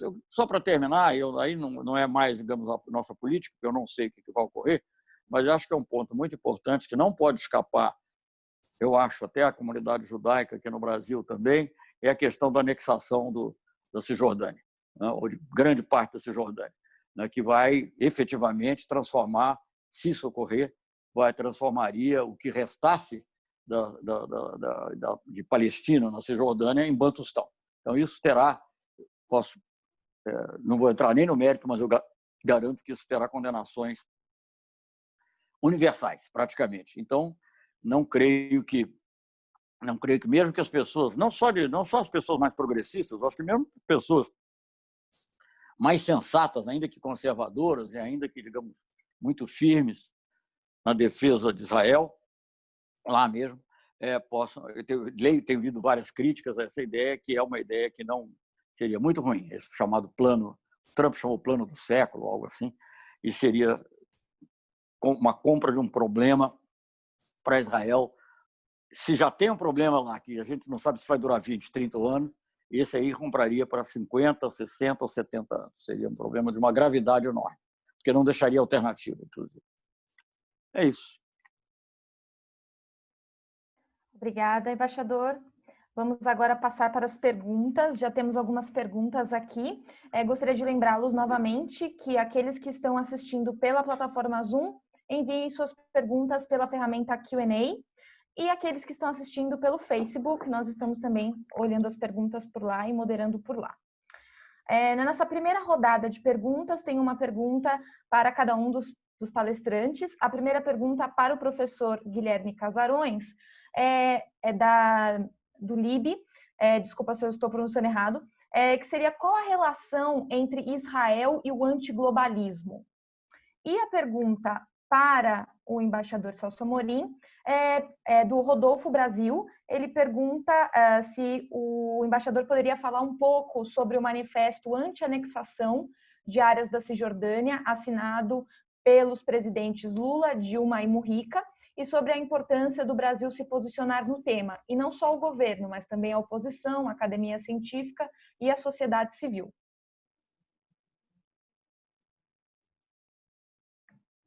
Casarões, fala ou eu falo? Deixa eu só mostrar uma coisinha aqui, aproveitar e compartilhar a tela de novo. E eu acho que dá para ler. Acabou não dando tempo de falar de tudo, mas o que Israel tem a ver com antiglobalismo? Eu, pessoalmente, acho que nada, né? Para quem conhece Israel, conhece Tel Aviv, conhece a vida vibrante da democracia israelense e do pluralismo de Israel, não vê nenhuma correspondência, a não ser no bairro Mea Shearim, né, no meio de Jerusalém, que você tem, né, judeus ortodoxos, mas, de uma maneira geral, você não vê nada parecido com esse discurso ultraconservador do governo Bolsonaro, por exemplo. Mas o Felipe Martins, que hoje é o assessor internacional da presidência, que era colunista de um site chamado Senso em Comum, ele escreveu em 2016 o seguinte: Israel, uma nação que paradoxalmente teve a sua representação estatal moderna criada sob a tutela da ONU, foi a primeira nação a ter se conscientizado de modo mais concreto sobre os riscos do globalismo.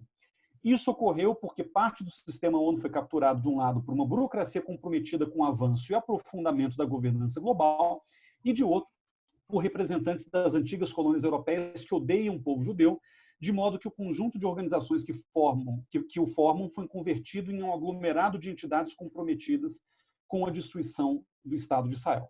Então, existe um malabarismo retórico que essa turma antiglobalista do governo Bolsonaro gosta de fazer, que é tentar enquadrar tudo aquilo que lhes convém dentro dessa chave antiglobalista. E aí remeto a um ponto que o embaixador Celso Amorim levantou muito adequadamente, que é o seguinte: no limite, o que a gente chama de antiglobalismo nada mais é do que um servilismo ao Trump. Quer dizer, a construção conceitual, no limite, ela é a maneira que eles encontraram de justificar essa relação servil, subordinada, subserviente ao governo Trump. Que, de acordo com o próprio Ernesto Araújo, nosso chanceler, é o grande salvador do Ocidente cristão e etc. E aqui existe também uma outra questão. O antiglobalismo, além de ser... A definição, depois eu posso até comentar, para quem quiser eu posso mandar algumas coisas que eu já escrevi a respeito disso, mas a definição basicamente é o seguinte: todas as forças políticas que lutam contra o tripé da civilização judaico-cristã ocidental, nomeadamente Deus, família e nação, estão numa guerra contra o governo Bolsonaro. Então, existe uma questão de Deus também que é muito forte. Lembrando que o Ernesto Araújo, além de dizer que o Trump era o salvador do Ocidente, um texto em que ele, inclusive, começa citando a Virgem Maria, etc., ele escreve, logo que ele assume a chancelaria em janeiro de 2019, um texto para uma revista conservadora americana chamada The New Criterion, um texto chamado Now We Do, em que ele fica falando no texto que o PT tinha um projeto totalitário e que quem rompeu o sistema totalitário do PT foram Jair Bolsonaro, Olavo de Carvalho e a Lava Jato. E, segundo ele, foi Olavo de Carvalho que abriu os olhos do conservador profundo do Brasil para a importância de Deus na vida pública, etc. Então, existe também uma conexão muito forte com a questão religiosa. a defesa do cristianismo, a defesa dos interesses cristãos. Não são só evangélicos, não, até porque Ernesto Araújo é um católico fundamentalista, né? Não se trata de evangélicos agora, é uma questão mais ampla. Então, acho que tudo isso se comunica com essa noção antiglobalista que o governo vem defendendo. Israel vira uma espécie de... Acho que até o Rafa, né, Krushin, que está aí nos acompanhando e que está organizando esse evento, já escreveu a respeito disso, né? Israel, para os olhos dessas pessoas, é um Israel completamente mitificado, imaginário, um Israel ultraconservador, que luta contra a ONU e que defende o nacionalismo judaico. A gente sabe que Israel, de verdade, não é exatamente isso, ainda que o seu governo tente aproximá-lo dessa noção caricatural. Qual era a pergunta para mim, que eu já não lembro mais? Alô? Só um momento. Sim, só um momento. Falar um pouco sobre o manifesto anti-anexação de áreas da Cisjordânia, que foi assinado pelos presidentes Lula, Dilma e Mujica, e a importância do Brasil se posicionar no tema.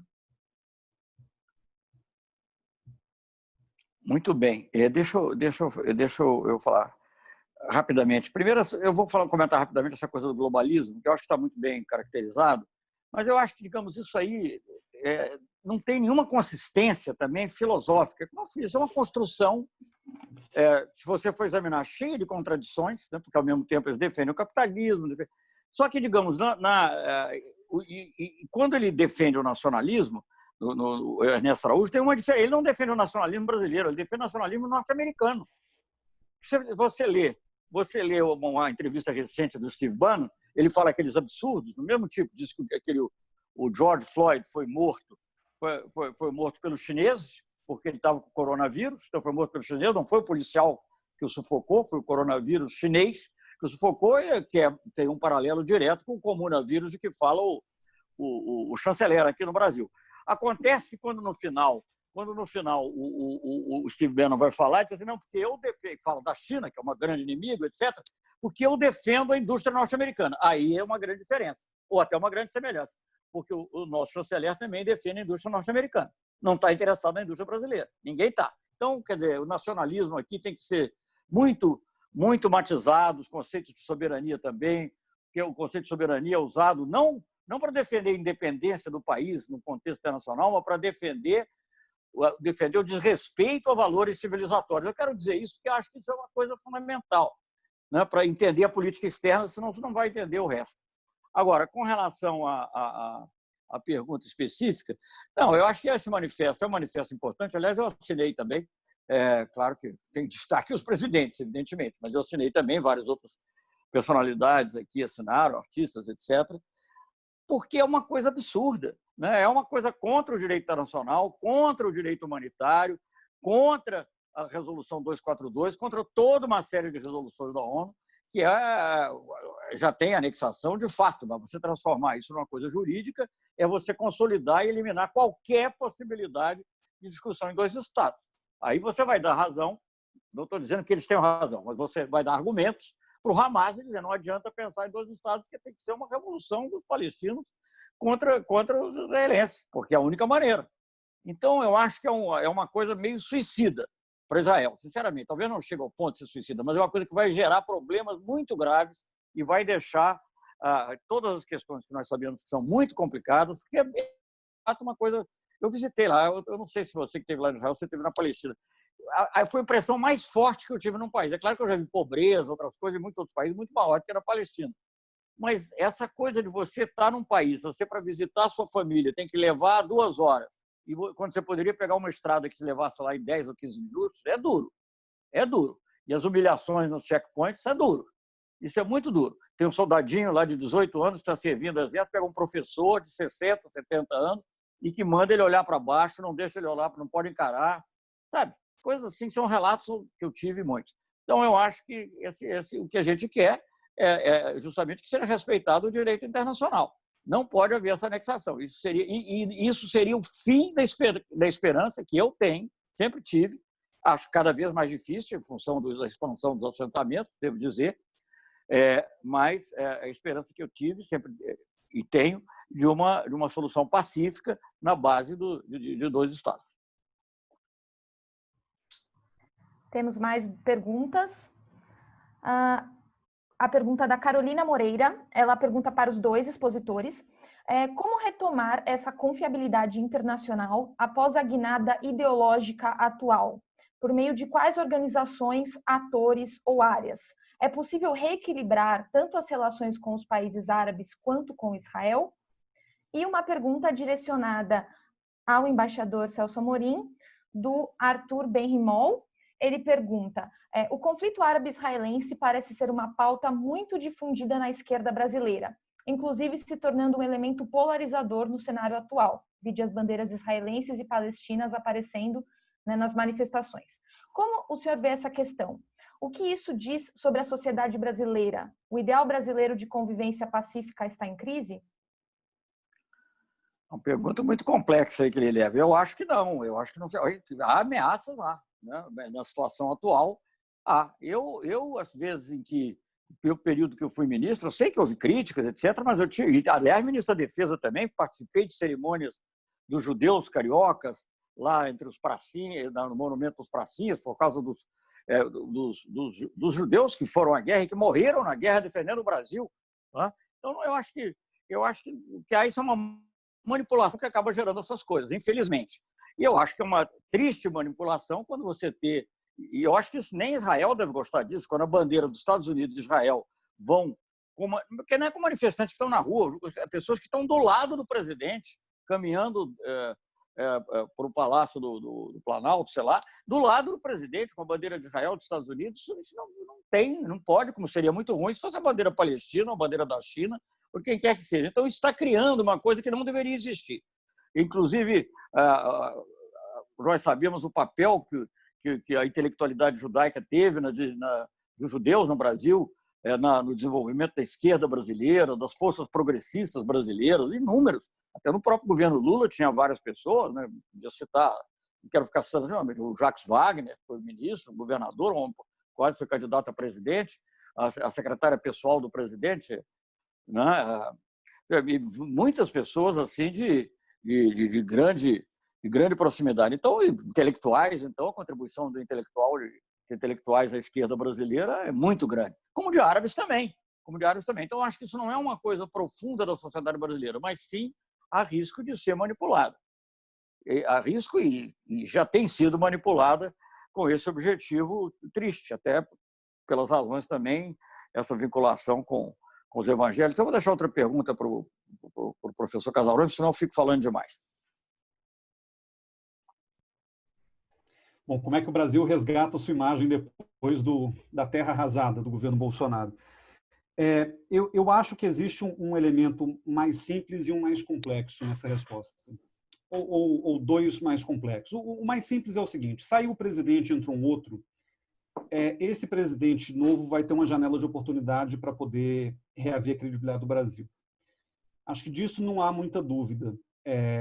E o mundo está preparado para mudança, num país democrático como o nosso, o mundo está preparado para mudanças de presidente e para novas diretrizes. O que acontece de diferente nesse momento do governo Bolsonaro é que houve uma ruptura absoluta com tudo aquilo que representava a diplomacia brasileira do ponto de vista dos valores e dos princípios. Então, o problema é que você vê um chanceler que é da carreira e que muitos acreditavam que preservaria a carreira, como preservou, sei lá, Vasco Leitão da Cunha lá em 64, diante de uma tentativa de guinada política, e que, na verdade, fez o jogo dos antiglobalistas, dessa turma servil e buscou desmontar tudo aquilo que era o repertório acumulado da diplomacia brasileira em termos de valores e princípios. Mas, de novo, o presidente que virá, a gente não sabe quando nem quem será, mas ele vai ter a oportunidade de resgatar esses valores. Isso não é difícil. O Itamaraty está aí, é uma instituição bicentenária, né? Tem capital humano e disposição por parte dos diplomatas de carreira de reaver esse lugar que o Itamaraty sempre ocupou na esplanada e que o Brasil sempre ocupou no mundo. Agora, eu acho que tem dois problemas. Os problemas mais difíceis de se equacionar, vamos dizer. Problema número 1. O Ernesto Araújo vem promovendo um desmonte institucional inédito, que, na verdade, não acontece só nas relações exteriores. É um desmonte de IBAMA, ICMBio, da Secretaria de Cultura, de partes do MEC, etc. É um desmonte institucional em larga escala que tem muito a ver com o populismo do governo Bolsonaro. A esse desmonte, eu acho que qualquer conserto fica mais complicado, porque você tem que ter uma recomposição institucional que eu acho que não acontece de uma hora para outra. Eu me lembro, não sei se o embaixador vai se recordar, quando o Collor, por exemplo, fez a tripartição da Secretaria-Geral em 90, Sim. Muito polêmica, deu uma grande discussão na época e tal. E o Celso Laffer teve um trabalho depois de poder reaver um pouquinho disso aí. Enfim, tem um esforço institucional, e olha que era uma coisa pequena. Agora, o que a gente está vendo hoje é inédito, em termos até de extensão da destruição do Itamaraty.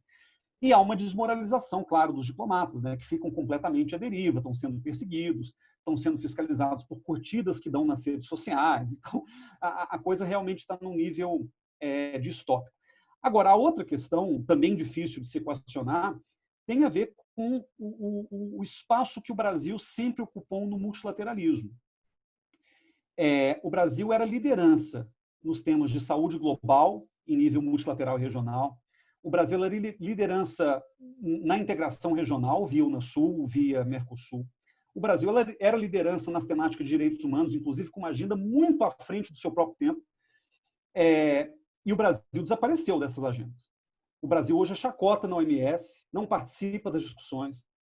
O Brasil desmobilizou todo o seu capital de integração regional nos últimos anos, inclusive saindo da Unasul, aderindo a instituições alheias como a Prosul, né, nas quais a gente não é protagonista, e, finalmente, abandonando a sua pauta de direitos humanos e promovendo guinadas importantes em matéria de direitos LGBT, empoderamento de gênero, inclusive no conflito israelo-palestino. Os votos que o Brasil deu ao longo dos últimos anos e meio realmente atestam isso. Então, eu acho que o grande desafio do próximo presidente é usar a diplomacia para poder reposicionar o Brasil, não só no mundo, no sentido mais amplo da imagem, mas nas mesas de negociação de onde o Brasil foi retirado ou saiu voluntariamente. Ernesto Araújo falando que quer processar a OMS por crimes contra a humanidade, isso é completamente despropositado, parece que não tem nenhuma noção de como funciona a governança de saúde global, mas ainda assim é uma narrativa que está aí. Então, acho que o importante é, no próximo governo, a gente ter essa consciência e esse desejo de voltar para o lugar de onde o Brasil não deveria ter saído, como o embaixador Celso Amorim já escreveu uma vez, do cantinho pequenininho que nos legaram agora nos últimos anos, e a gente tem que voltar para o centro da discussão, já que o Brasil é um país de importância inquestionável. Posso acrescentar uma coisa, Karina? Eu concordo plenamente com o que foi dito. Concordo plenamente, acho que os exemplos, inclusive, talvez eu não encontrasse tão bem, acho até que o professor Casarões tem mais contato com diplomatas assim, da geração dele do que eu hoje em dia, porque eu não procuro até não ter para não complicar a vida de ninguém, né? Um embaixador uma vez me procurou, porque ele ia para um lugar que eu conhecia bem, não tinha nem morado lá não, mas eu conhecia bem, e ele me procurou, ele disse que colegas disse assim, fulano, você é maluco? Você vai encontrar o Celso Amorim? Porque sabia que o cara podia ser perseguido pelo Ernesto Araújo. É uma coisa assim impressionante. Então, eu não falo muito. Você deve falar mais, deve saber melhor que eu. Eu só vou fazer uma observação que eu acho que no resto eu concordo tudo, poderia lembrar o artigo dos ex-chanceleres, incluindo o Fernando Henrique, né, e todos até. Mas, enfim, uma observação que eu faria. O dano em diplomacia é uma coisa grave, porque quando um diplomata brasileiro levanta a plaquinha, ele não levanta a plaquinha governo Bolsonaro, ele levanta a plaquinha Brasil, e aquilo fica, aquela imagem fica. Você votou daquela maneira, você votou contra os direitos reprodutivos da mulher, você votou contra a Palestina, você votou... Então, tudo isso fica. E isso não se... Você abandonou a África, você serviu de cão de fila para os Estados Unidos na resolução sobre o racismo e o negócio do assassinato do George Floyd, para que não houvesse Você sabe que desculpa falar isso, porque isso é uma coisa interessante. Você sabe que uma das poucas resoluções que eu acho que na época era a Comissão de Direitos Humanos, que foi aprovada por consenso, com apoio explícito dos árabes e dos judeus, fui eu que levei adiante, que era uma resolução que dizia o racismo é incompatível com a democracia. E era o que estava acontecendo também com os judeus na Áustria, por exemplo, já com um renascimento do antissemitismo. Então, ali nós tivemos o apoio, é um raro caso. Então, aqui é o contrário, você tem uma resolução sobre o racismo, que pede uma comissão de investigação sobre uma coisa que todo mundo viu, que foi um brutal assassinato e brutalidade, enfim, não quero nem falar, mas a nossa diplomacia fica dizendo que não, que a polícia... Claro que a polícia é importante, mas a polícia não pode ser brutal, nem destruir, nem nada. Então, eu acho que essas coisas, viu? Eu quero mencionar uma outra coisa também, porque a gente falou muito aqui de Israel, Estados Unidos e Brasil. E eu acho que é muito importante, seja global. O globalismo, para mim, é uma besteira tão grande que não dá nem para... Não tem seriedade, não dá para discutir, entendeu? Não tem seriedade. Isso é uma maluquice, como você disse muito bem, para enquadrar uma série de servilismos aos Estados Unidos e rejeição das normas civilizatórias do mundo, seja na área de imigração, do clima, dos direitos humanos, o que for. Mas eu quero votar uma coisa, que eu acho que é muito que as pessoas falam, a resolução sobre Cuba. A resolução sobre Cuba, o embargo a Cuba, não é uma resolução sobre Cuba. É também, mas é uma resolução sobre o direito internacional. Você vai ver o voto na ONU, o Orbán da Hungria, o cara da Polônia, cujo nome eu não sei, que são governos de extrema-direita, né? Pequeninas ilhas que dependem, digamos, um barco turista norte-americano faz diferença em 20% do PIB das Ilhas Marshall, sei lá o quê. Todos eles votaram a favor. Só teve 3 votos contra. Estados Unidos, Israel e Brasil. É muito triste. É muito triste. Quer dizer, o Brasil, gente, eu quero dizer, porque eu estou falando aqui, porque é preciso entender isso. O Brasil é um país muito grande. Outro dia o Paulinho Nogueira Batista lembrava. Se você pegar os critérios de maior população, maior território, maior PIB, só tem 5 países que preenchem essas condições entre os 10 maiores. Um deles é o Brasil. Então, é um país muito grande. Nós estamos conseguindo fazer o milagre, às avessas, de nos isolar. E eu acho que isso vai ter de nos isolar e de meter medo nos outros, por causa do coronavírus, de uma maneira irresponsável. Gente, até pouco, eu não sei agora, mas até semana passada tinha 1.200 mortos na Argentina. No total, aqui é por dia. Por dia. Gente, não tem o que fazer. Desculpe, vai levar algum tempo, porque não é, como você disse, aliás, bem, não é só a política externa, são outras, além da política externa, tem também decisões de política interna que vai levar muito tempo para a gente recuperar a confiança. E vou lhe dizer, muitas vezes, eu não acho que todo mundo é santinho, não. Eu não sou inocente a esse ponto. Muitas vezes, outros países usam esses interesses protecionistas. Mas, gente, você nunca deu tanto pretexto de lambuja ou motivo quanto deu agora. Então, vai ser difícil mudar isso. Frigoríficos que se preparem, né? Os exportadores de etanol ou de cana-de-açúcar que se preparem, porque nós vamos sofrer.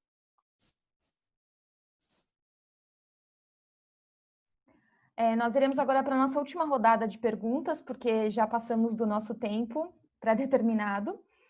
Desculpe, Karina, mas eu tinha que completar. Imagina. Para a última rodada, então, teremos 3 perguntas. A primeira direcionada ao professor Guilherme Casarões, sobre as eleições dos Estados Unidos. Se uma possível eleição de Joe Biden poderia influenciar negativamente a relação próxima de Brasil e Estados Unidos e, sucessivamente, Brasil e Israel.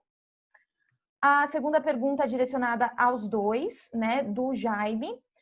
Ele pergunta como vocês veriam essa questão ambígua entre um suposto alinhamento irrestrito entre os governos atuais de Brasil e Israel, um sionismo ou um pró-israelismo, né, e os flertes do governo brasileiro com o antissemitismo, né, porque não há uma mesma indignação de certos setores da comunidade judaica com essa situação, como havia com as diplomacias dos governos do PT.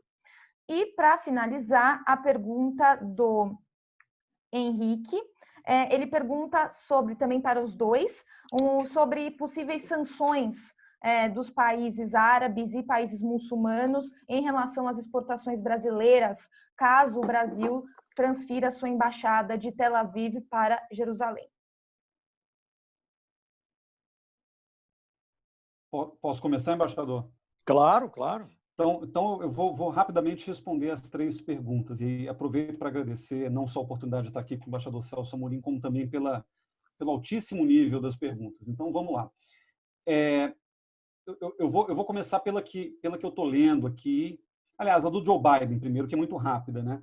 Uma das características do governo Bolsonaro, e acho que o embaixador já tocou nesse ponto também, é que, em vez de nos associarmos com estados, nós fazemos uma relação líder-líder. Lula tinha excelentes relacionamentos com Hugo Chávez, com George Bush Filho, com Jacques Chirac, etc.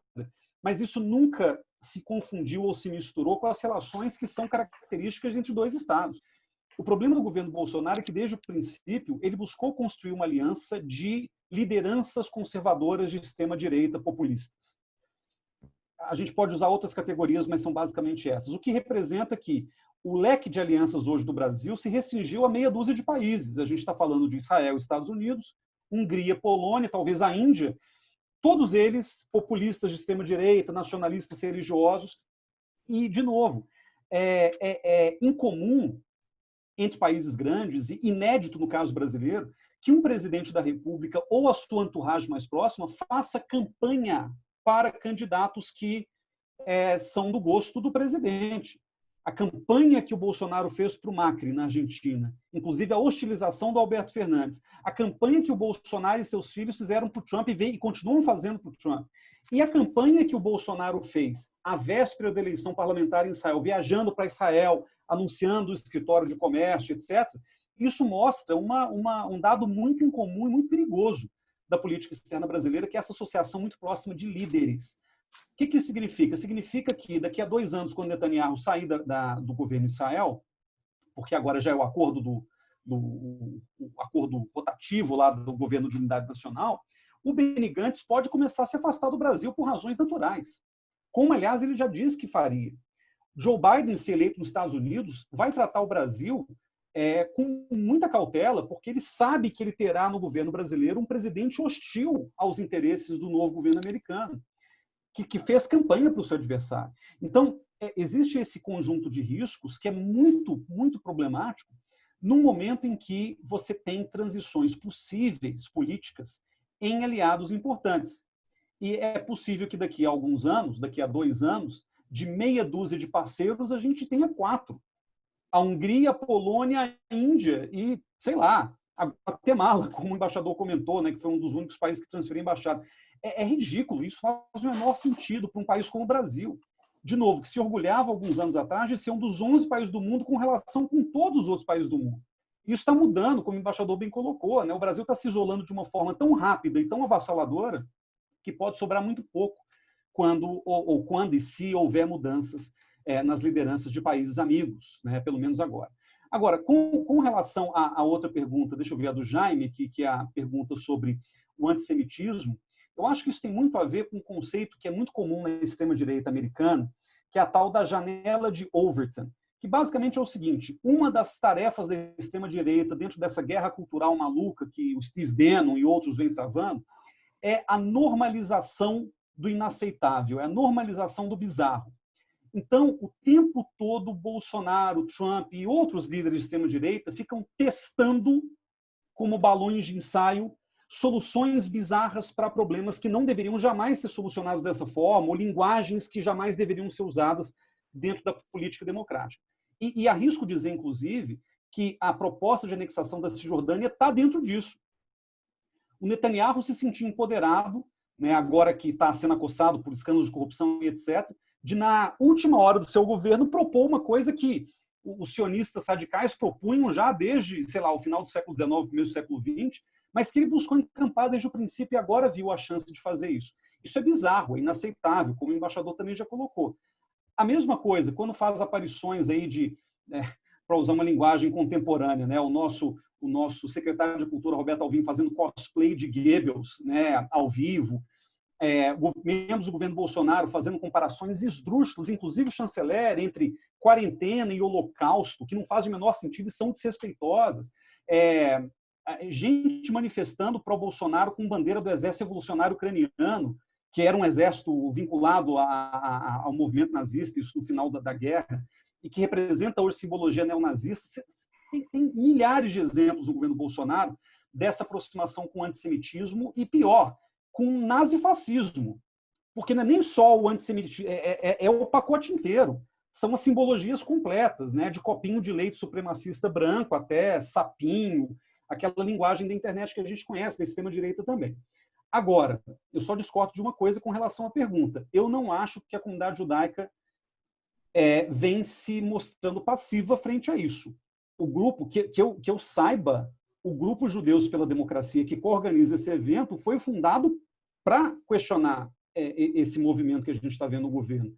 O IB, como uma instituição representativa de um pedaço da comunidade judaica importante, vem se posicionando dessa forma. A CONIB e as federações vêm se pronunciando sempre que acontece uma coisa dessa.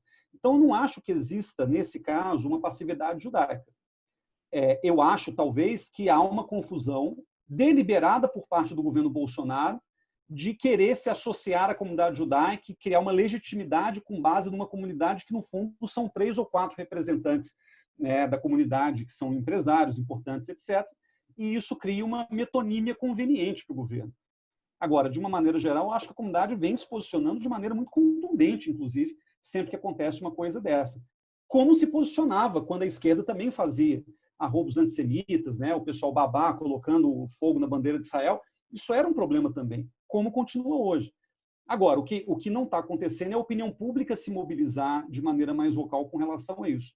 Falta um pouco, mas eu acho que tem acontecido e tomara que continue acontecendo cada vez mais. Bem, eu não sei se tem uma outra pergunta que não foi respondida. Qual é exatamente, Karina? A das sanções, as possíveis sanções dos países árabes e muçulmanos em relação ao Brasil, ao comércio brasileiro. Olha, eu não olho. Claro que isso vai ocorrer, não é sanções, é porque você escolhe quem vai comprar. Não é uma sanção que você vai, como os Estados Unidos faz uma sanção criando um embargo à Venezuela, ou um embargo, não, sanções unilaterais que saíam contra. Agora, obviamente, você vai escolher comprar daqueles países com o qual você tem um mínimo de entendimento. Não quer dizer que seja aliança, mas tem que ter um mínimo de entendimento. Quer dizer, mudar a capital, isso não é uma coisa trivial, não é uma banalidade, é uma coisa, volto a dizer, que só 2 países do mundo fizeram, né? 2 países, e mesmo no caso dos Estados Unidos, é uma coisa recentíssima do governo Trump. Eu tenho até sérias, acho quase certo, vai ser difícil para o Biden, mas eu acho que ele vai ter que encontrar um jeito de recuar nisso, porque isso é muito ruim, né? E aí, só completando um pouquinho o pensamento aí do Guilherme, é que quando o Bolsonaro, quando o Netanyahu faz algumas atitudes que são totalmente seguidoras do Trump, como, por exemplo, o voto sobre Cuba. Como eu já disse, que não é um voto sobre Cuba, é um voto sobre direito internacional. Direito, inclusive, sobre a extraterritorialidade da lei, que é o que os Estados Unidos fazem, porque não é que eles não comerciem com Cuba, esse é direito deles. Eles não deixam outros comerciar com Cuba. Agora, em pleno coronavírus, em plena crise, barraram ajuda humanitária da Suíça, fizeram a mesma coisa com relação à Venezuela, enfim. Então, na realidade, quando o Netanyahu faz isso, eu compreendo. O Israel, não aprovo de jeito nenhum, mas compreendo, porque o Israel tem uma dependência, como eles dizem, existencial da proteção norte-americana. Apesar deles terem muita capacidade militar, arma atômica e tudo, isso você sabe que no longo prazo você não ocupa território com arma atômica. E ali tem muita gente em volta de uma maneira ou de outra. Então, eles se sentem assim. Eu vi eles falarem, a propósito do Irã, que nós não tivemos tempo de comentar, que eu ouvi vários falarem, que era uma ameaça existencial a Israel. E o Irã também não ajudava, porque o próprio Ahmadinejad vivia falando umas bobagens que o Lula até o repreendeu. Na realidade, que ele até recuou depois. Mas, enfim, o fato é que era visto como uma ameaça existencial. E, por isso, a proteção americana é vista também como uma aliança absolutamente fundamental. Agora, o Brasil não. O Brasil não está sendo ameaçado por ninguém, não tem tropa. O que é isso, gente? De onde vem isso? Eu não consigo entender. Quer dizer, qual é o interesse particular que une as pessoas desse governo ao Olavo de Carvalho, que é uma pessoa, um intelectual medíocre? Gente, quem lê, quem consegue abrir um livro do Olavo de Carvalho e ler? Eu não sei, não é uma coisa assim espantosa. Agora, claro, ele deve ter descoberto lá um veio, porque entusiasmou certas pessoas. Mas, seja como for, sabe, não tem cabimento essa atitude. O Brasil não está ameaçado existencialmente por ninguém. Para você não ter a Colômbia, que tem tropas americanas lá, aliás, agora o Senado colombiano está dizendo que não podem ficar essas que chegaram recentemente. A Colômbia, que tem tropas lá, que dependia dos Estados Unidos para combater os movimentos de guerrilha, e que tem uma coisa... Se absteve. Pouquíssimos se abstiveram também, a grande maioria votou a favor. Se absteve. O Brasil não, é o único juntamente com Israel. E aí é que eu acho que é essa proximidade com os Estados Unidos, que no caso de Israel, é difícil, embora tenha até uma relação razoável com a Rússia e tal, com Putin, mas é mais... Não estou defendendo, mas é compreensível. No Brasil, além de tudo, é incompreensível. eu volto a dizer, o dano que está feito, então, o que nós temos hoje em dia, não é uma questão do governo que é contra o Lula. Se você estivesse comparando com o governo do Temer, outro... Gente, eu fui embaixador do Fernando Henrique, eu fui embaixador do Collor, eu nunca me envergonhei da política externa brasileira. Posso não ter concordado com alguns pontos, mas nunca me envergonhei. Hoje em dia é uma vergonha, os diplomatas estão envergonhados de ter que defender as teses, alguns estão envergonhados, a não ser aqueles que não têm nenhum caráter e que passaram, então, a adesão completa, né? E que escrevem cartas vergonhosas, serão coisas para a história. Nem os embaixadores do nazismo escreveram coisas parecidas em matéria de laudação do seu chefe, como é feito aqui por alguns diplomatas brasileiros, em alguns com ataques, inclusive, a personalidades locais, etc. Enfim, é isso. Karina, eu posso só fazer um comentário muito rápido em cima do que o embaixador falou, que eu acho importante ilustrar. O Paraguai, sob o governo Horácio Cartes, fez a mudança da embaixada para Jerusalém. Mário Abdo Benítez, assim que entrou, voltou atrás, em questão de 3 ou 4 meses, né? E por que isso é relevante? Porque mostra que o Paraguai tem um interesse importante econômico, porque o Paraguai é um grande produtor de carne e exportador de carne, soja, mas sobretudo carne, e entendeu as implicações econômicas desse movimento e o dano que isso poderia causar. Se a gente tem do nosso lado 2 grandes produtores de carne, Argentina e Paraguai, que estão dispostos a entrar para o mercado halal para competir com o Brasil, não é uma questão, como o embaixador falou, não é uma questão de afinidade só, mas é uma questão também de livre mercado. Esses países vão conseguir daqui a pouco chegar e suprir um pedaço dessa demanda por segurança alimentar que os árabes têm ou que a China tem, e a gente vai ficar vendo navios, né? E depois, para recuperar esse mercado, é muito mais difícil. Né? Não, eu queria agradecer também, desculpe, Karina, eu não tive oportunidade, não sei se você ainda vai dar a palavra para isso, então eu queria agradecer a oportunidade de falar, eu tenho um grande apreço também pela comunidade judaica, né? Eu tive com o Lula aí em São Paulo, logo depois da libertação do presidente, uma coisa organizada pela Débora Abraman, entre outras pessoas, ela foi a fonte que nos levou a fazer isso, e enfim, eu acho que é muito importante a gente poder conversar realmente de uma maneira ampla e sem preconceitos. Gostaria de agradecer imensamente a presença do embaixador Celso Amorim e do professor Guilherme Casarões neste webinar. Com certeza foi uma discussão muito importante e muito esclarecedora, né, para todos os participantes. Quero agradecer a todos que enviaram perguntas. Infelizmente, né, não pudemos ler todas elas por conta do tempo, da limitação do tempo, mas agradeço a todos que enviaram perguntas, a todos que assistiram ao nosso webinar, e ele ficará gravado nas redes do IB e dos Judeus pela Democracia, então no Facebook e no YouTube. Então, aqueles que perderam estão convidados a assistir nas redes. Gostaria também de dizer que o Instituto Brasil-Israel ainda esta semana vai divulgar uma nota sobre a questão da anexação de parte da Cisjordânia por Israel. Muito bem. Então, muito obrigada a todos, boa noite e obrigada, embaixador e professor, pela presença.